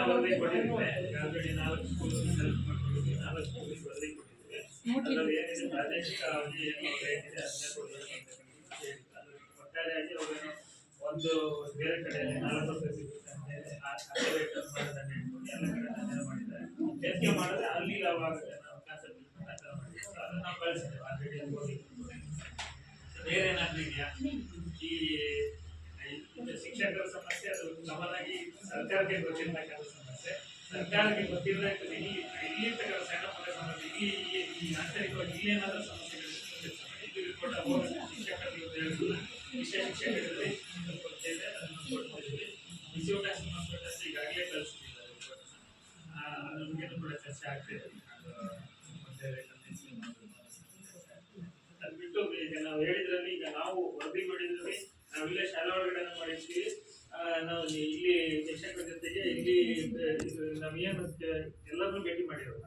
ಕೆಲವೊಂದು ಪೋಷಕರೊಂದಿಗೆ ಚರ್ಚೆ ಮಾಡಿರ್ತೀವಿ, ಅವರೊಂದು ಅಭಿಪ್ರಾಯ ಕೊಟ್ಟಿರ್ತೀವಿ, ನಾವು ಅದನ್ನೇ ಹೇಳ್ತೀವಿ. ಹಾಗಾಗಿ ಅದೇ ಸರಿ ಇರಬೇಕಂತ ಏನಿರೋಲ್ಲ. ನೀವು ಚರ್ಚೆ ಮಾಡಲಿ ಅನ್ನೋ ಉದ್ದೇಶಕ್ಕೋಸ್ಕರ ನಾವು ನಿಮ್ಮ ಸಭೆ ಮುಂದೆ ಇಡ್ತಾ ಇದ್ವಿ. ಯಾವುದನ್ನು ನಾವು ನಮ್ಮಷ್ಟಕ್ಕೆ ನಾವು ರಿಪೋರ್ಟ್ ಕೊಡೋಂತ ತಾಳ್ಬಾರ್ದು. ಅದಕ್ಕೋಸ್ಕರ ನಾವು ಪೂರ್ಣ ಏನು ಪಾಯಿಂಟ್ಸ್ ಇದೆ ಅಷ್ಟನ್ನು ಓದಿ ಅಲ್ಲಿ ಏನಾದರೂ ತಪ್ಪಿದ್ರೆ ನೀವು ಹೇಳ್ಬೋದು, ಅದನ್ನು ಚೇಂಜ್ ಮಾಡಿ ನಾವು ರಿಪೋರ್ಟ್ ಕೊಡಿ. ಆಮೇಲೆ LKG UKG ಎಂದು ಕೊಟ್ಟಿದ್ದೀರಾ ನಮ್ಮ ಶಾಲೆ ಸರ್ಕಾರದಿಂದ ನಮಗೆ ಬರುತ್ತೆ. ಅದನ್ನ ಕ್ಲಾಸ್ ನಡೆಸ್ತಾ ಇದ್ದೀವಿ. ಪುಸ್ತಕಗಳ ವ್ಯವಸ್ಥೆ ಇನ್ನೂ ಸರಿಯಾಗಿದೆ ಅಲ್ವಾ ಸರ್? ನಿಮ್ಮ ಪುಸ್ತಕಗಳ ವ್ಯವಸ್ಥೆ ಸರಿಯಾಗಿ ಮಾಡಿ. ದಯವಿಟ್ಟು ಅದನ್ನ ಸ್ವಲ್ಪ ಸರಿಪಡಿಸಿ. ಯಾಕೆ ಅಂತ ಹೇಳಿದ್ರೆ ಹೇಳ್ಬೇಕು ಹೇಳ್ಬಾರ್ದು ಗೊತ್ತಿಲ್ಲ. ಕೆಲವೊಂದ್ಸಲಿ ನಾವು ಪೋಷಕರು ನಾವು ಕೈ ಜೋಡಿಸಿ ನಾವು ಏನಾದ್ರು ಮಾಡ್ತೀವಿ, ಓಕೆ, ದೇವ್ರು ಕೊಟ್ಟಿದ್ದಾರೆ ಮಾಡ್ತೀವಿ. ಬಟ್ ಸರ್ಕಾರದಿಂದ ಅದನ್ನು ಬಂದಿದೆ ಅಂತ ಹೇಳಿದಾಗ ಅದನ್ನು ಪಾಲಿಸಬೇಕು. ಹೌದು, ಆಗಿದ್ರೆ ಹಾಗೆ ಕೊಡ್ಬೇಕು ಅಲ್ವಾ ಸರ್? ಯಾವ್ದು ಮಾಡ್ಬೇಕು? ಶಾಲೆಗೆ ಸೇರಿಸ್ಬೇಕು. LKG ಸೇರಿಸ್ಬೇಕು. LKG ಇಂದ UKG ಕೊಡ್ತಾರೆ. ಅಲ್ಲಿ 10 ಮಕ್ಕಳಿಗೆ ಇಲ್ಲ 20 ಮಕ್ಕಳಿಗೆ ಎಲ್ಲಿ ಸರ್ಕಾರ ಕೊಡ್ಲಿಲ್ಲ ಅದನ್ನ ಅಲ್ಲಿ ಶಾಲೆ ಸರ್ LKG UKG ಕೊಟ್ಟಿದ್ವಿ, ಅದು ಇಂಗ್ಲಿಷ್ ಮಾಧ್ಯಮದಲ್ಲೇ ಕೊಟ್ಟಿದ್ವಿ. ಅದಕ್ಕೆ ಬೇಕಾದಂತ ಪಠ್ಯಕ್ರಮಗಳು ಬೇಕಾಗುತ್ತೆ ಅಲ್ವಾ? ಆಮೇಲೆ ಸಣ್ಣ ಮಕ್ಕಳಾಗಿರುವಂತ ಅವರಿಗೆ ಸಣ್ಣ ಸಣ್ಣ ಆಟೋಗಳ ಕೂತಲ್ಲೇ ಆಟಗಳನ್ನ ಆಡುವಂತ ಸಣ್ಣ ಚಟುವಟಿಕೆಗಳನ್ನ ಮಾಡುವಂತ ಒಂದು ವ್ಯವಸ್ಥೆ ಅದು ಸರ್ಕಾರಕ್ಕೆ ಬರಬೇಕು. ಸರ್ಕಾರಕ್ಕೆ ಒಂಚೂರು ಮನವಿ ಮಾಡಿ ನಮ್ಮ ಎಲ್ಲರ ಪರವಾಗಿ ಅದೊಂದು ಅವಶ್ಯಕತೆ ಇದೆ ಅನ್ಸುತ್ತೆ ಅಲ್ವಾ? LKG ಜೊತೆಗೆ ಯೂನಿಫಾರ್ಮ್ ಕೂಡ ಹೇಗೆ ಮಾಡಿದಾರೋ ಗೊತ್ತಿಲ್ಲ ನನಗೆ. ಅದು LKG UKG ಸಂಬಂಧಗಳನ್ನ ಈಗ ಏನಾಗುತ್ತೆ ಅಂತ ಹೇಳಿದ್ರೆ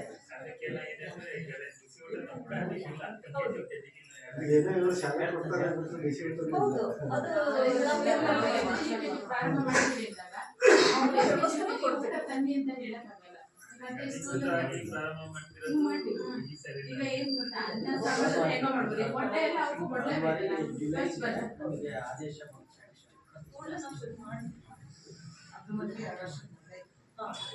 ಇಂದಿನ ಒಂದು ಸಮಗ್ರ ಶಿಕ್ಷಣ ಯೋಜನೆ 2023-24ನೇ ಸಾಲಿನ ಸಾಮಾಜಿಕ ಪರಿಶೋಧನಾ ನಿರ್ದೇಶನಾಲಯ ಬೆಂಗಳೂರು ಇವರ ಒಂದು ಸಹಯೋಗದೊಂದಿಗೆ ಹಾಗೆ ತಾಲೂಕು ಪಂಚಾಯಿತಿಯ ಒಂದು ಆಶ್ರಯದಲ್ಲಿ ಇವತ್ತು ಸಾಮಾಜಿಕ ಲೆಕ್ಕ ಪರಿಶೋಧನೆಯ ಗ್ರಾಮ ಸಭೆಯನ್ನು ಕರೆದಿದ್ದು ಈಗಾಗಲೇ ಸಾಕಷ್ಟು ವಿಚಾರಗಳನ್ನು ತಮ್ಮೊಂದಿಗೆ ಹಂಚಿಕೊಂಡಿದ್ದಾರೆ. ಈ ಒಂದು ಗ್ರಾಮ ಸಭೆಯ ವೇದಿಕೆಯ ಮೇಲೆ ಆಸೀನರಾಗಿರ್ತಕ್ಕಂತಹ ಎಲ್ಲ ಗೌರವಾನ್ವಿತ ಗಣ್ಯರೇ ಹಾಗೂ ಎಲ್ಲ STMCಯ ಸದಸ್ಯರೇ ಹಾಗೂ ನನ್ನೆಲ್ಲ ನೆಚ್ಚಿನ ಪೋಷಕ ಬಾಂಧವರೇ ಹಾಗೂ ನನ್ನ ಎಲ್ಲ ವೃತ್ತಿ ಬಾಂಧವರೇ, ಈಗಾಗಲೇ ಸಾಕಷ್ಟು ವಿಚಾರಗಳನ್ನು ಹೇಳಿದರು. ಹಾಗೆಯೇ LKG UKGಗೆ ಸಂಬಂಧಪಟ್ಟಂತೆ ಅನೇಕ ವಿಚಾರಗಳನ್ನು ಈಗ ಚರ್ಚೆ ಮಾಡಿದ್ವಿ.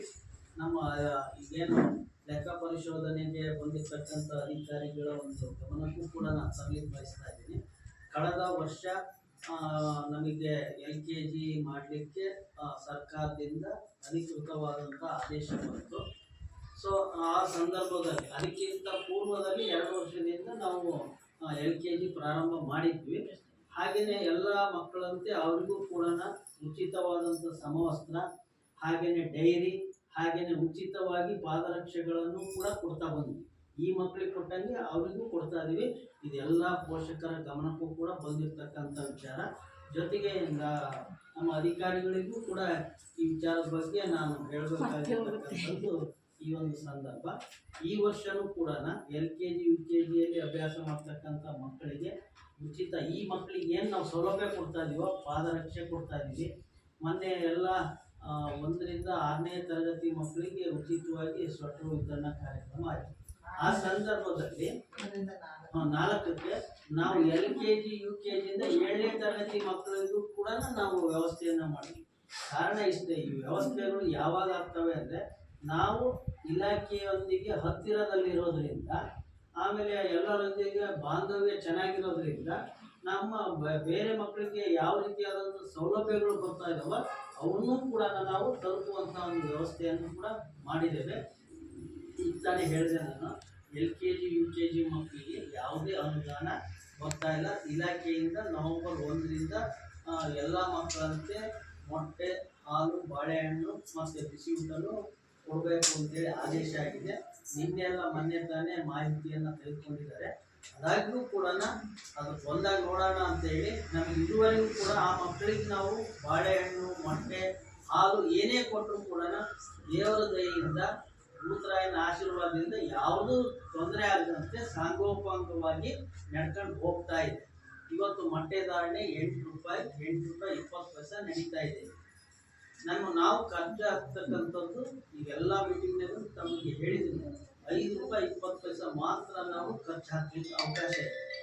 ಹಾಗೆ ಹೇಗೋ ಬಾಳೆಹಣ್ಣು ಮತ್ತು ಅದರ ಮೇಂಟೈನ್ ಮಾಡ್ಕೊಂಡು ಹೋಗ್ತಾ ಇದ್ದೀವಿ. ಈ ಒಂದು ಯೋಜನೆ ಸಾಂಗೋಪಂಗವಾಗಿ ನಡೀತಾ ಬಂದಿದೆ, ಮುಂದೆ ನಡೀತದೆ.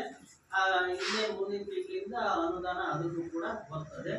ಹಾಗೆಯೇ LKG UKGಗೆ ಸಂಬಂಧಪಟ್ಟಂತೆ ಸಮಗ್ರ ಶಿಕ್ಷಣಕ್ಕೆ ಒಳಪಟ್ಟಿರ್ತಕ್ಕಂಥ LKG UKG ಅವರಿಗೆ ಆ ಒಂದು ಯೋಜನೆ ಅಡಿಯಲ್ಲಿನೇ ಶಿಕ್ಷಕಿಯರಿಗೆ ವೇತನವನ್ನು ಕೊಡ್ತಕ್ಕಂಥದ್ದು ಒಂದು ವ್ಯವಸ್ಥೆ ಕೂಡ ಅದಾಗಿರ್ತಕ್ಕಂಥದ್ದು. ಉಚಿತ ಪಠ್ಯ ಪುಸ್ತಕ ಮಾತ್ರ ಸಮಗ್ರ ಯೋಜನೆ ಅಡಿಯಲ್ಲಿ ಇದುವರೆಗೂ ಅವಕಾಶ ಮಾಡಿಕೊಟ್ಟಿಲ್ಲ.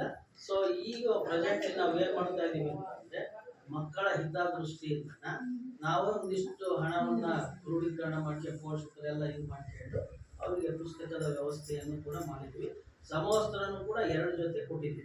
ಸರ್ಕಾರದ ಸಮವಸ್ತ್ರಗಳನ್ನ ಅವರಿಗೆ ಫ್ರೀಯಾಗಿ ನಾವು ಕೊಟ್ಟಿದ್ದೀವಿ ಅಂತೇಳಿ ಈ ಒಂದು ಸಂದರ್ಭದಲ್ಲಿ ಸಭೆಯ ಗಮನಕ್ಕೂ ಕೂಡ ತರಲಿಕ್ಕೆ ನಾನು ಬಯಸ್ತೇನೆ. ಹಾಗೆಯೇ ಮೂಲಭೂತವಾದಂತಹ ಸೌಕರ್ಯಗಳಲ್ಲಿ ನಿನ್ನೆ ಮೊನ್ನೆಯಿಂದನೂ ನಾನು ಸದ್ಯತೆ ಮಾತಾಡಿದೆ. ಈಗಾಗಲೇ ಒಂದು ಟಿವಿಯನ್ನ ನಮಗೆ ದೇಣಿಗೆಯಾಗಿ ಕೊಟ್ಟಿದ್ದಾರೆ. ಇನ್ನೊಂದು ಟಿವಿಯನ್ನ ಇದು ಲಯನ್ಸ್ ಕ್ಲಬ್ನವರ ದತ್ತು ಶಾಲೆ ಆಗಿರೋದ್ರಿಂದ ಅವರು ಕೂಡ ಈ ತಿಂಗಳ ಮೊನ್ನೆಯನ್ನು ಕಾಂಟ್ಯಾಕ್ಟ್ ಮಾಡಿದ್ದೀನಿ. ಈ ತಿಂಗಳ ಕೊನೆಯೊಳಗಡೆ ಅವರು ಒಂದು ಟಿವಿನೂ ಕೂಡ ಕೊಡಲಿಕ್ಕಿದ್ದಾರೆ. ಇದ್ರ ಜೊತೆಗೆ ನಮ್ಮ SDMC ಅಧ್ಯಕ್ಷರು ಯಾವುದೋ ಒಂದು ಸ್ಕೀಮ್ನಿಂದ ಪ್ರಾಜೆಕ್ಟ್ ಅದನ್ನ ಕೊಡ್ತಾ ಇದ್ದಾರೆ. ಅದಕ್ಕೊಂದು ಮಾಹಿತಿ ಕೊಡಬೇಕು ಅಂತ ಹೇಳಿ ಹೇಳಿದಾಗ ನಾನು ಅದನ್ನು ಕೂಡ ವ್ಯವಸ್ಥೆಯನ್ನು ಮಾಡಿದ್ದೀನಿ. ಸರ್ವೆ ಡಾಟಾ ಇದರದ್ದು ಎಂಟ್ರಿ ಒಳಗಡೆ ಬರ್ತದೆ, ಅದನ್ನು ಫಾರ್ಮೆಟ್ ತೆಗೆದು ಕೊಡಲಿಕ್ಕೆ ಹೇಳಿದ್ದಾರೆ. ಅದು ಕೂಡ ಆಗ್ತದೆ. ಅದಾದಮೇಲೆ ಮುಂದಿನ ನೋಡ್ಕೊಳ್ಳೋದು ಸದ್ಯದ ಒಂದು ಇದರಲ್ಲಿ ಸ್ಮಾರ್ಟ್ ಕ್ಲಾಸಿಗೆ 2 ಟಿವಿಗಳು, ಒಂದು ಪ್ರೆಸೆಂಟ್ ಇದೆ, ಇನ್ನೊಂದು ಈ ಬರ್ತದೆ. ಇನ್ನು ಹೆಚ್ಚಿನದಾಗಿ ಬೇಕಾಗಿರ್ತಕ್ಕಂಥದ್ದು, ನಮಗೆ ಅಗತ್ಯವಾಗಿ ಬೇಕಾಗಿರ್ತಕ್ಕಂಥದ್ದು ಕೊಠಡಿ. ಈಗಾಗಲೇ SSA ಹೇಳ್ದಂಗೆ ಸರ್ವ ಶಿಕ್ಷಾ ಅಭಿಯಾನದಡಿಯಲ್ಲಿ ಅವಾಗೆಲ್ಲ ಬಹಳಷ್ಟು ಬಿಲ್ಡಿಂಗನ್ನು ಕೊಟ್ಟರು. 4 ಲಕ್ಷ 3 ಲಕ್ಷ ಆಮೇಲೆ ಮುಖ್ಯ ಶಿಕ್ಷಕರ ಕೊಠಡಿಗೆ ಕೊಟ್ಟರು. ಕಾರಣಾಂತರದಿಂದ ಇಲ್ಲಿ ವ್ಯವಸ್ಥೆ ಆ ಸಂದರ್ಭದಲ್ಲಿ ಅವರು ಸಕ್ರಿಯವಾಗಿ ಅದನ್ನು ಬಳಕೆ ಮಾಡಲಿಲ್ಲ. ಕೊಠಡಿಗಳು ಇದ್ವು ಅಂತೇಳಿ ಬಿಟ್ಟರೋ ಏನೋ ಗೊತ್ತಿಲ್ಲ. ಈಗೇನಾಗಿದೆ ಅಂತಂದರೆ ಸ್ವಲ್ಪ ಎಲ್ಲೋ ಆ ಕೊಠಡಿಗಳು ಅಗತ್ಯವಾಗಿ ಎಲ್ಲಿ ಬೇಕೋ ಒಂದು ಶಾಸಕರ ಅನುದಾನ ಆಮೇಲೆ ಬೀಳೋ ಹಂತದಲ್ಲಿದ್ದರೆ ಅಂಥವ್ಕೆ ಮಾತ್ರ, ಅದಕ್ಕೂ ನಿಯಮ ಇದೆ. ಜೆಡ್ಪಿಯಿಂದ ಬರ್ತಾರೆ, ಇಂಜಿನಿಯರ್ ಬರ್ತಾರೆ, ನೋಡ್ತಾರೆ, ಅದು ಸ್ಥಿತಿಗತಿಯನ್ನು ನೋಡಿ ಶಿಥಿಲಗೊಂಡಿದ್ರೆ ಮತ್ತೆ ಅದಕ್ಕೆ ಡೆಮಾಲಿಷ್ ಮಾಡೋಕ್ಕೆ ಪರ್ಮಿಷನ್ ತಗೊಳ್ಬೇಕು. ಅವೆಲ್ಲ ಪ್ರೊಸೀಜರ್ ಇರ್ತಾವೆ. ಈಗ ಸರ್ಕಾರ ಅಂದ ತಕ್ಷಣ ನಾವು ಸುಲಭವಾಗಿ ಯಾವುದನ್ನು ಕೂಡ ಕ್ರಮ ಕೈಗೊಳ್ಳಲಿಕ್ಕಾಗೋದಿಲ್ಲ. ಅದರದ್ದೇ ಆದಂತಹ ನಿಯಮಗಳಿರ್ತವೆ. ಆ ನಿಯಮಗಳ ಅಡಿಯಲ್ಲೇ ನಾವು ಸಾಗಬೇಕಾಗ್ತದೆ. ಸೊ ಮುಂದಿನ ದಿನಗಳಲ್ಲಿ ನಿಮ್ಮ ಅಭಿಪ್ರಾಯಗಳು ಏನಿದ್ದಾವೆ ಅದನ್ನು ಕೊಟ್ಟರೆ ಅವರ ವರದಿಯನ್ನು ಸರ್ಕಾರಕ್ಕೆ ಕಳಿಸ್ತಾರೆ.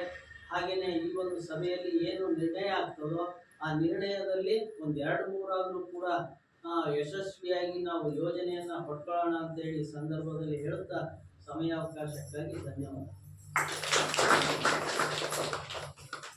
ಸಭೆಯಲ್ಲಿ ಭಾಗವಹಿಸಿ ಮುಖ್ಯ ಶಿಕ್ಷಕರ ಅಭಿಪ್ರಾಯವನ್ನು ತಿಳಿಸಿದಂಥ ಶ್ರೀಯುತರಿಗೆ ಧನ್ಯವಾದಗಳು.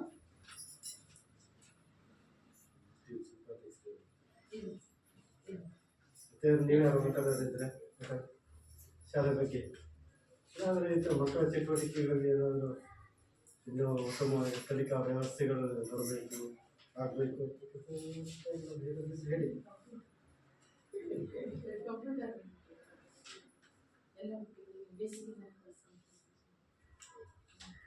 ಮುಂಚೆಲ್ಲ ಸರ್ಕಾರದಿಂದ ಗೌರ್ಮೆಂಟ್ ಶಾಲೆಗೆ ಕೊಡ್ತಿದ್ವಿ, ಈಗ ನಮ್ಮ ಶಾಲೆಗೆ ಯಾಕೆ ಕೊಡ್ತಿಲ್ಲ ಅಂತ. ಕೆಲವು ಶಾಲೆಗಳು ಇದಾವೆ ಗೌರ್ಮೆಂಟ್ ಶಾಲೆಗಳು, ಇದು ನಮ್ಮ ಶಾಲೆ ಅದೊಂದು ವ್ಯವಸ್ಥೆ ಇಲ್ಲ. 10 ವರ್ಷದ ಕೆಳಗೆ ಒಂದು ಇದಕ್ಕೆ ಗ್ರಾಮಕ್ಕೆ ಕ್ರಾಫ್ಟ್ ಶಾಲೆ ಅಂತ ಹೇಳಿ ಕೇಂದ್ರ ಶಾಲೆ ಕೊಟ್ಟರು. ನಾವು ಸೊಂಟಕಟ್ಟೆಗಿದ್ದಾಗ 5 ಕಂಪನಿಗಳು ಹೊಸವೇ ಕೊಟ್ಟರು. ಆದರೆ ಏನಾಯ್ತು ಅಂದರೆ ಆ ಸಂದರ್ಭದಲ್ಲಿ SDMC ಮೂಲಕ ಅದು ಖರೀದಿ ಮಾಡಿದ್ರು. ಒಳ್ಳೆ ಕ್ವಾಲಿಟಿ ಕ್ವಾಂಟಿಟಿ ಇರೋ ಹೋಗ್ತಾ ಇತ್ತು. ಅದು ಯಾವುದೋ ಇನ್ಫೋಸಿಸ್ ಯಾವುದೋ ಇದೆ ಕೊಟ್ಟರು. ಕೆಲವು ಶಾಲೆಯಲ್ಲಿ ಅವು ಹಾಗೆ ಇವತ್ತಿಗೂ ಮೂಲೆ ಇಡ್ತಿತ್ತು. ಯಾಕಂದ್ರೆ ಮಕ್ಕಳು ಈಗಲಿಂದ ನಾದ್ರು ಟಚ್ ಕೊಟ್ರೆ ಅದು ಬರುತ್ತೆ. ಯಾಕಂದ್ರೆ ದೊಡ್ಡಕ್ಕಾದ್ರೂ ಕೊಡಕ್ಕೆ ಈಗ ಸಣ್ಣಕ್ಕಿದ್ದಾನೆ ಕೊಟ್ರೆ ಹೊರಗಡೆ ಕೊಟ್ಟು ಈಗ ಕಂಪ್ಯೂಟರ್ ಮಾಡಲೇಬೇಕು. ಅದರಲ್ಲಿ ಸಣ್ಣ ಮಕ್ಕಳು ಸ್ಕೂಲಿಂದ ಕಂಪ್ಯೂಟರ್ ಕೊಟ್ಟಿದ್ದಾರೆ, ಕಂಪ್ಯೂಟರ್ ಟೀಚರ್ಸ್ ಕೊಟ್ಟಿದ್ದಾರೆ. ಇಲ್ಲಿಗೂ ಒಂದು ಬೇಕು ಅನ್ನೋದು ಟೀಚರ್ಸ್ ಮೊರಾರ್ಜಿ ಶಾಲೆಯಲ್ಲೆಲ್ಲ ಕೊಟ್ಟಿದ್ದಾರೆ. ಆ ಮೊರಾರ್ಜಿ ಶಾಲೆಯ ಪ್ರಿನ್ಸಿಪಾಲ್ ನನಗೂ ಹೇಳಿದ್ರು,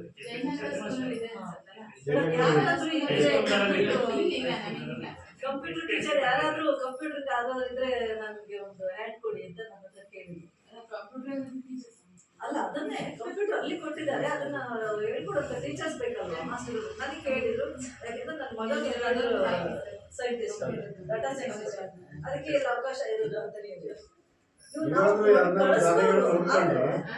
ದಾನಿಗಳನ್ನು ನೋಡ್ಕೊಂಡು ಮಾಡ್ಕೊಂಡು ದಾನಿಗಳು ಒಂದೇ ಅಲ್ಲ ಸರ್, ತಂದೆ ಇಡೋದು ದೊಡ್ಡದಲ್ಲ. ಈಗ ಅದನ್ನ ಮಕ್ಕಳಿಗೆ ಟೀಚ್ ಮಾಡ್ಲಿಕ್ಕೆ ಬೇಕಲ್ಲ, ಅದನ್ನ ಸರ್ಕಾರ ಏನು ಕೊಡೋದಿಲ್ಲ.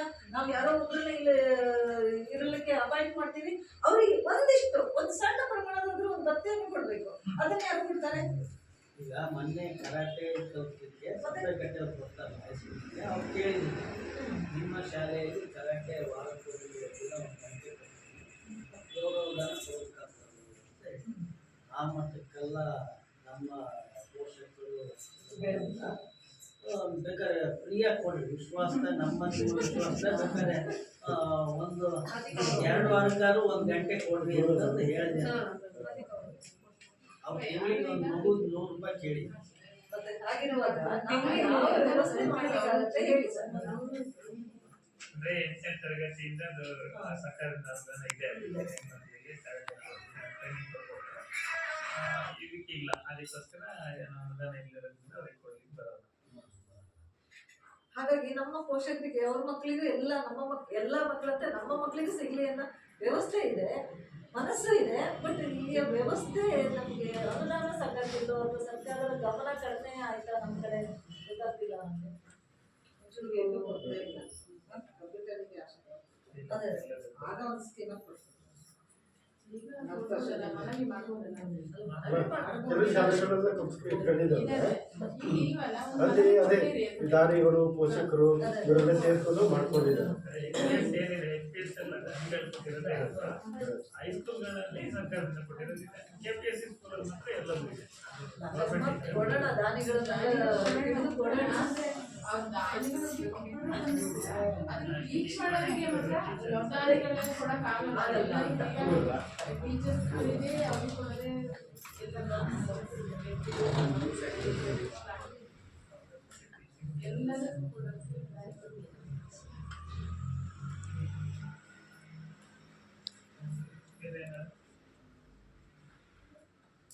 ಬೇಗ ನೆನ್ಪು ಮಾಡಿ, ಅವ್ರು ಓದ್ಮೇಲೆ ನಮಗೆ ಎಲ್ಲ ಕೇಳಿದ್ರು.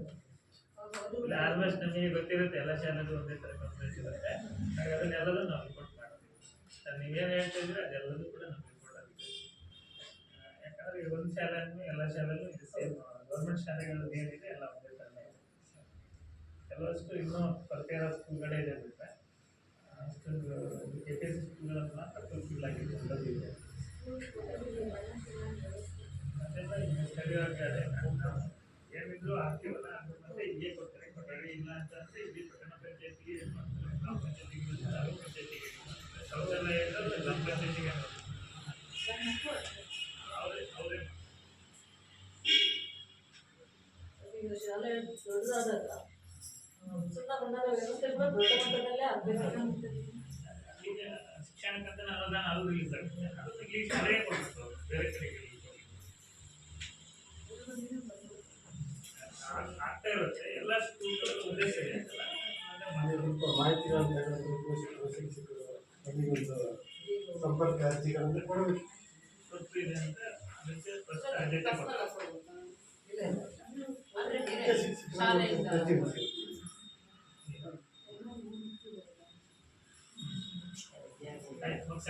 ಲೇಟ್ ಆಗ್ತಿದೆ.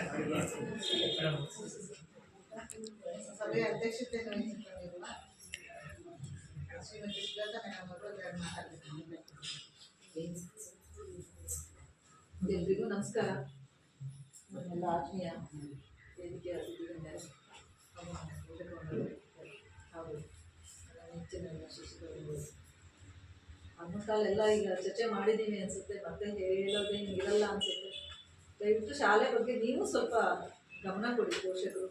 ಯಾಕೆಂದರೆ ಏನೇ ಆದರೂ ಕೂಡ ನಮ್ಮ ಮಕ್ಕಳ ಅಭಿವೃದ್ಧಿ ಅಲ್ಲ, ನಮ್ಮ ಮಕ್ಕಳಿಗಾಗಿ ನಾವು ಏನು ಮಾಡಿದ್ರೆ ನಮ್ಮ ಮಕ್ಕಳು ಈಗ ನಾವು ಇಷ್ಟೆಲ್ಲ ಅವರಲ್ಲಿ ಕೇಳ್ತಿದ್ದೀವಿ ಅಂದರೆ ನಮ್ಮ ಮಕ್ಕಳ ಅಭಿವೃದ್ಧಿ ಬಿಟ್ರೆ ಈ ಶಾಲೆಗೆ ಅಭಿವೃದ್ಧಿ ಅಲ್ಲ. ಶಾಲೆಗೆ ಅಭಿವೃದ್ಧಿ ಮಾಡ್ಲಿಕ್ಕೆ ನಾವೆಲ್ಲ ಕೈ ಜೋಡಿಸಿದ್ರೆ ಮಾತ್ರ ಶಾಲೆನೂ ಅಭಿವೃದ್ಧಿ. ಈಗ ಅವರು ಅಲ್ಲಿ ಓದುವಾಗ ನಮ್ಗೊಂದು ತುಂಬಾ ಖುಷಿಯಾಗಿದ್ದು ಅಂದ್ರೆ ಸುಮಾರು ಆಲ್ಮೋಸ್ಟ್ 90% ಎಲ್ಲ ಓಕೆ, ಒಂದು ಒಳ್ಳೆ ವ್ಯವಸ್ಥೆ ಇರುವಂತ ಶಾಲೆ ಅಂತ ಹೇಳಿದ್ರು. ತುಂಬಾ ಖುಷಿ ಆಯ್ತು. ಯಾಕೆಂದ್ರೆ ಮಕ್ಕಳ ದಿನ ದಿನ ದಿನ ವರ್ಷಕ್ಕೆ 10 ಮಕ್ಕಳು ಬರಲಿ ಅಥವಾ 5 ಮಕ್ಕಳು ಬಿಟ್ಟು ಅದು ನಮ್ಮ ಶಾಲೆಯ ಉತ್ತಮ ಬೆಳವಣಿಗೆ ಅಂತ. ಅದಕ್ಕೆ ದಯವಿಟ್ಟು ಮುಂದಿನ ದಿನಗಳಲ್ಲಿ ನಾವು ನಮ್ಮ ಪಕ್ಕದ ಮನೆಗಳಲ್ಲಿ ಅಥವಾ ಯಾರಾದರೂ ಮಕ್ಕಳದ್ದು ಸಿಕ್ಕರು ಈ ಪೋಷಕರಾದರು ದಯವಿಟ್ಟು ನಮ್ಮ ಶಾಲೆಗಿಂತ ಒಂದು ವ್ಯವಸ್ಥೆ ಇದೆ, ಒಂದು ಒಳ್ಳೆ ಕೆಲಸ ಕಾರ್ಯಗಳು ನಡೆಯುತ್ತೆ, ಒಂದು ಒಳ್ಳೆ ಶಿಕ್ಷಣದ ವ್ಯವಸ್ಥೆ ಇದೆ, ಒಂದು ಒಳ್ಳೆ ವ್ಯವಸ್ಥೆ ಇದೆ ಅಂತ ಹೇಳಿ ನೀವು ಕೂಡ ನಿಮ್ಮ ಪಕ್ಕದ ಅಕ್ಕಪಕ್ಕದ ಮನೆಯವರು ಅಥವಾ ಸಿಕ್ಕಿದವರಿಗೆ ಮಕ್ಕಳನ್ನು ಶಾಲೆಗೆ ಸೇರಿಸುವಲ್ಲಿ ಒಂದು ಸ್ವಲ್ಪ ಅಭಿಯಾನ ಅಂತ ಅಂದ್ಕೊಳ್ಳೋಣ. ನಾವು ಪೋಷಕರ ಅಭಿಯಾನ ಅಂತ ಹೇಳಿ ಮಾಡ್ಕೊಳ್ಳೋಣ. ಶಾಲೆಗೆ ಸೇರಿಸುವಲ್ಲಿ ಪೋಷಕರ ಅಭಿಯಾನ, ಮಕ್ಕಳನ್ನು ಶಾಲೆಗೆ ಸೇರಿಸುವಲ್ಲಿ ಪೋಷಕರ ಅಭಿಯಾನ ಅಂತ ಹೇಳಿ ಮಾಡಿಕೊಂಡು ಅದೊಂದು ವ್ಯವಸ್ಥೆ ಮಾಡ್ಕೊಳ್ಳೋಣ ಅನ್ನೋ ಒಂದು ಮನಸ್ಸು ಎಲ್ಲರಿಗೂ ಬರಲಿ ಅಂತ ಹೇಳ್ತೀನಿ. ಮತ್ತೆ ನಾವು ಈಗಾಗಲೇ ನಿಮ್ಮ ಪರವಾಗಿಯೂ ಕೂಡ ನಾವು ಎಲ್ಲ ಅವರಿಗೆ ಮನವಿ ಮಾಡಿದ್ವಿ. ಅವು ಸಾಂಗವಾಗಿ ಸರ್ಕಾರದಿಂದ ನಮಗೆ ಸಿಗಲಿ ಅನ್ನೋ ಒಂದು ಆಶಯ ನಮ್ಮಲ್ಲೂ ಬರಲಿ ಅಂತ ಹೇಳ್ಕೊತಾ ಮುಂದಿನ ದಿನಗಳಲ್ಲಿ ಈ ಶಾಲೆಯ ಅಭಿವೃದ್ಧಿಗೆ ಏನು ಆಗಬೇಕು ಅದನ್ನು ಎಲ್ಲರೂ ಕೈ ಜೋಡಿಸಿ ಮಾಡೋಣ. ಹಾಗೆ ಈ ಸಾಮಾಜಿಕ ಲೆಕ್ಕ ಪರಿಶೋಧನೆ ಅಥವಾ ಸಾಮಾಜಿಕ ಪರಿಶೋಧನೆ ಅನ್ನೋದು ಏನಿದೆ, ನಂಗೆ ನಿಜವಾಗ್ಲೂ ನಾವು ಶಾಲೆಗೆ ಹೋಗುವಾಗ ಇವೆಲ್ಲ ಇರಲಿಲ್ಲ. ಯಾಕೆ ಅಂತ ಹೇಳಿದ್ರೆ ನಮ್ಗೆ ಗೊತ್ತಿರಲಿಲ್ಲ, ಈ ವ್ಯವಸ್ಥೆಗಳೇ ಗೊತ್ತಿರಲಿಲ್ಲ. ಈಗ ನೀವು ಹೊಸದಾಗಿ ಇವನ್ನೆಲ್ಲ ನೋಡ್ತಾ ಇದ್ದೀವಿ. ಖಂಡಿತವಾಗಿ ಬೇಕು. ಯಾಕೆ ಅಂತ ಹೇಳಂದ್ರೆ ಒಂದು ಶಾಲೆಗೆ ಒಂದು ಅನುದಾನ ಬರುತ್ತೆ ಅಂತ ಹೇಳಿದಾಗ ಎಲ್ಲರಿಗೂ ಆ ಅನುದಾನದ ಬಗ್ಗೆ ಮಾಹಿತಿ ಇರಲ್ಲ. ಆ ಶಾಲೆಗೆ ಅಷ್ಟೊಂದು ಅನುದಾನ ಬಂದಿದೆ, ನಮ್ಮ ಶಾಲೆಗೆ ಬರಲ್ವಾ, ಅದು ಏನು ಮಾಡಿದ್ರು, ಏನು ಮಾಡಿದ್ರು ಅಂತ ತಿಳ್ಕೊಳ್ಳೋದಕ್ಕೆ ಈ ವ್ಯವಸ್ಥೆ. ನಮಗೆ ಒಂದಿಷ್ಟು ಮಾಹಿತಿ ಸಿಕ್ತು ಅಂತ ಅನ್ಸುತ್ತೆ. ನಾವು ದಡ್ಡರೇ ಇರ್ಬೋದು, ಬುದ್ಧಿವಂತರೇ ಇರ್ಬೋದು, ಆದರೆ ಈ ವ್ಯವಸ್ಥೆಗಳನ್ನ ತಿಳ್ಕೊಳ್ಳೋದ್ರಲ್ಲಿ ನಾವು ಸ್ವಲ್ಪ ಎಡುತ್ತಿದ್ದೀವಿ ಅಂತ ಅನ್ಸುತ್ತೆ. ಎಲ್ಲರಿಗೂ ತಿಳುವಳಿಕೆ ಇದೆ ಅಂತಲ್ಲ, ಎಲ್ಲರೂ ತಿಳ್ಕೊಂಡವರು ಅಂತ ಅಲ್ಲ. ನಾವು ಈ ವ್ಯವಸ್ಥೆಗಳ ಬಗ್ಗೆ ಕೂಲಂಕುಷವಾಗಿ ತಿಳ್ಕೊಳ್ಳುವಂಥ ವ್ಯವಸ್ಥೆಗಳನ್ನ ಈ ರೀತಿ ಪೋಷಕರ ಸಭೆಗಳು, ಶಾಲೆಗಳಲ್ಲಿ ಪೋಷಕರ ಸಭೆಗಳು ಬಂದಾಗ ಅಧಿಕಾರಿಗಳ ಎದುರುಗಡೆ ಕೂತಾಗ ಎಷ್ಟೋ ಮಾಹಿತಿಗಳು ನಮ್ಗೆ ಸಿಗುತ್ತೆ.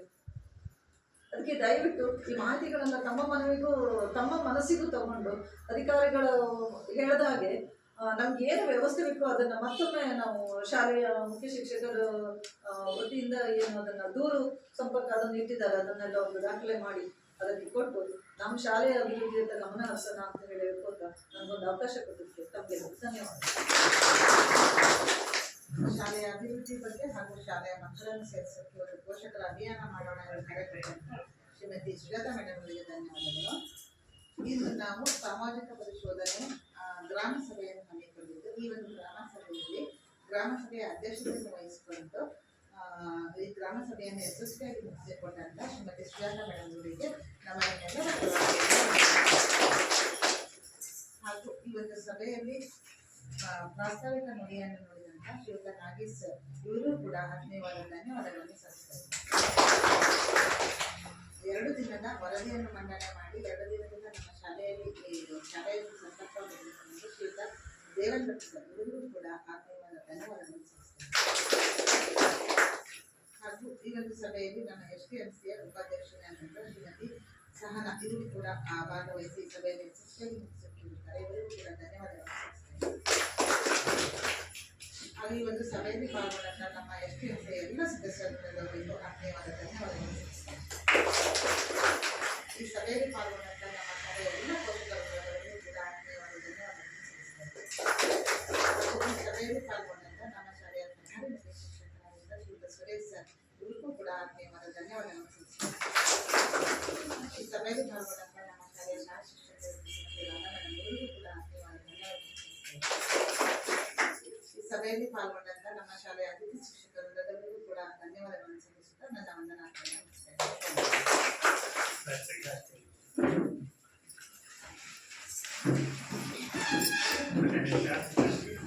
ಈ ಸಭೆಯನ್ನ ರಾಷ್ಟ್ರಗೀತೆಯೊಂದಿಗೆ ಮುಕ್ತಾಯವನ್ನು ಮಾಡ್ತಾ ಇದ್ವಿ.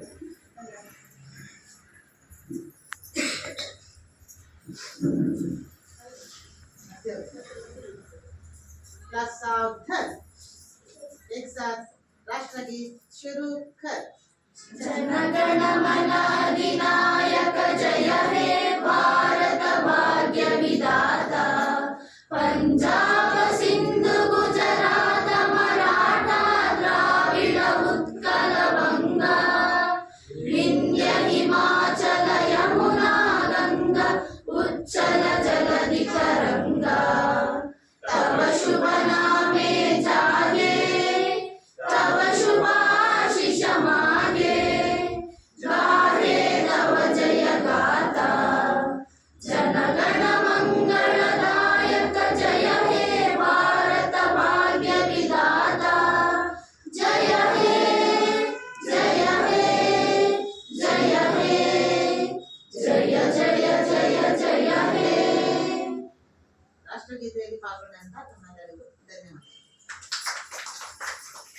ಎಲ್ಲರಿಗೂ ಬ್ಯಾಕ್ ಮಾಡೋದಾ?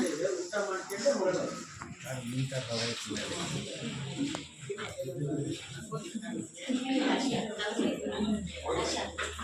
Back black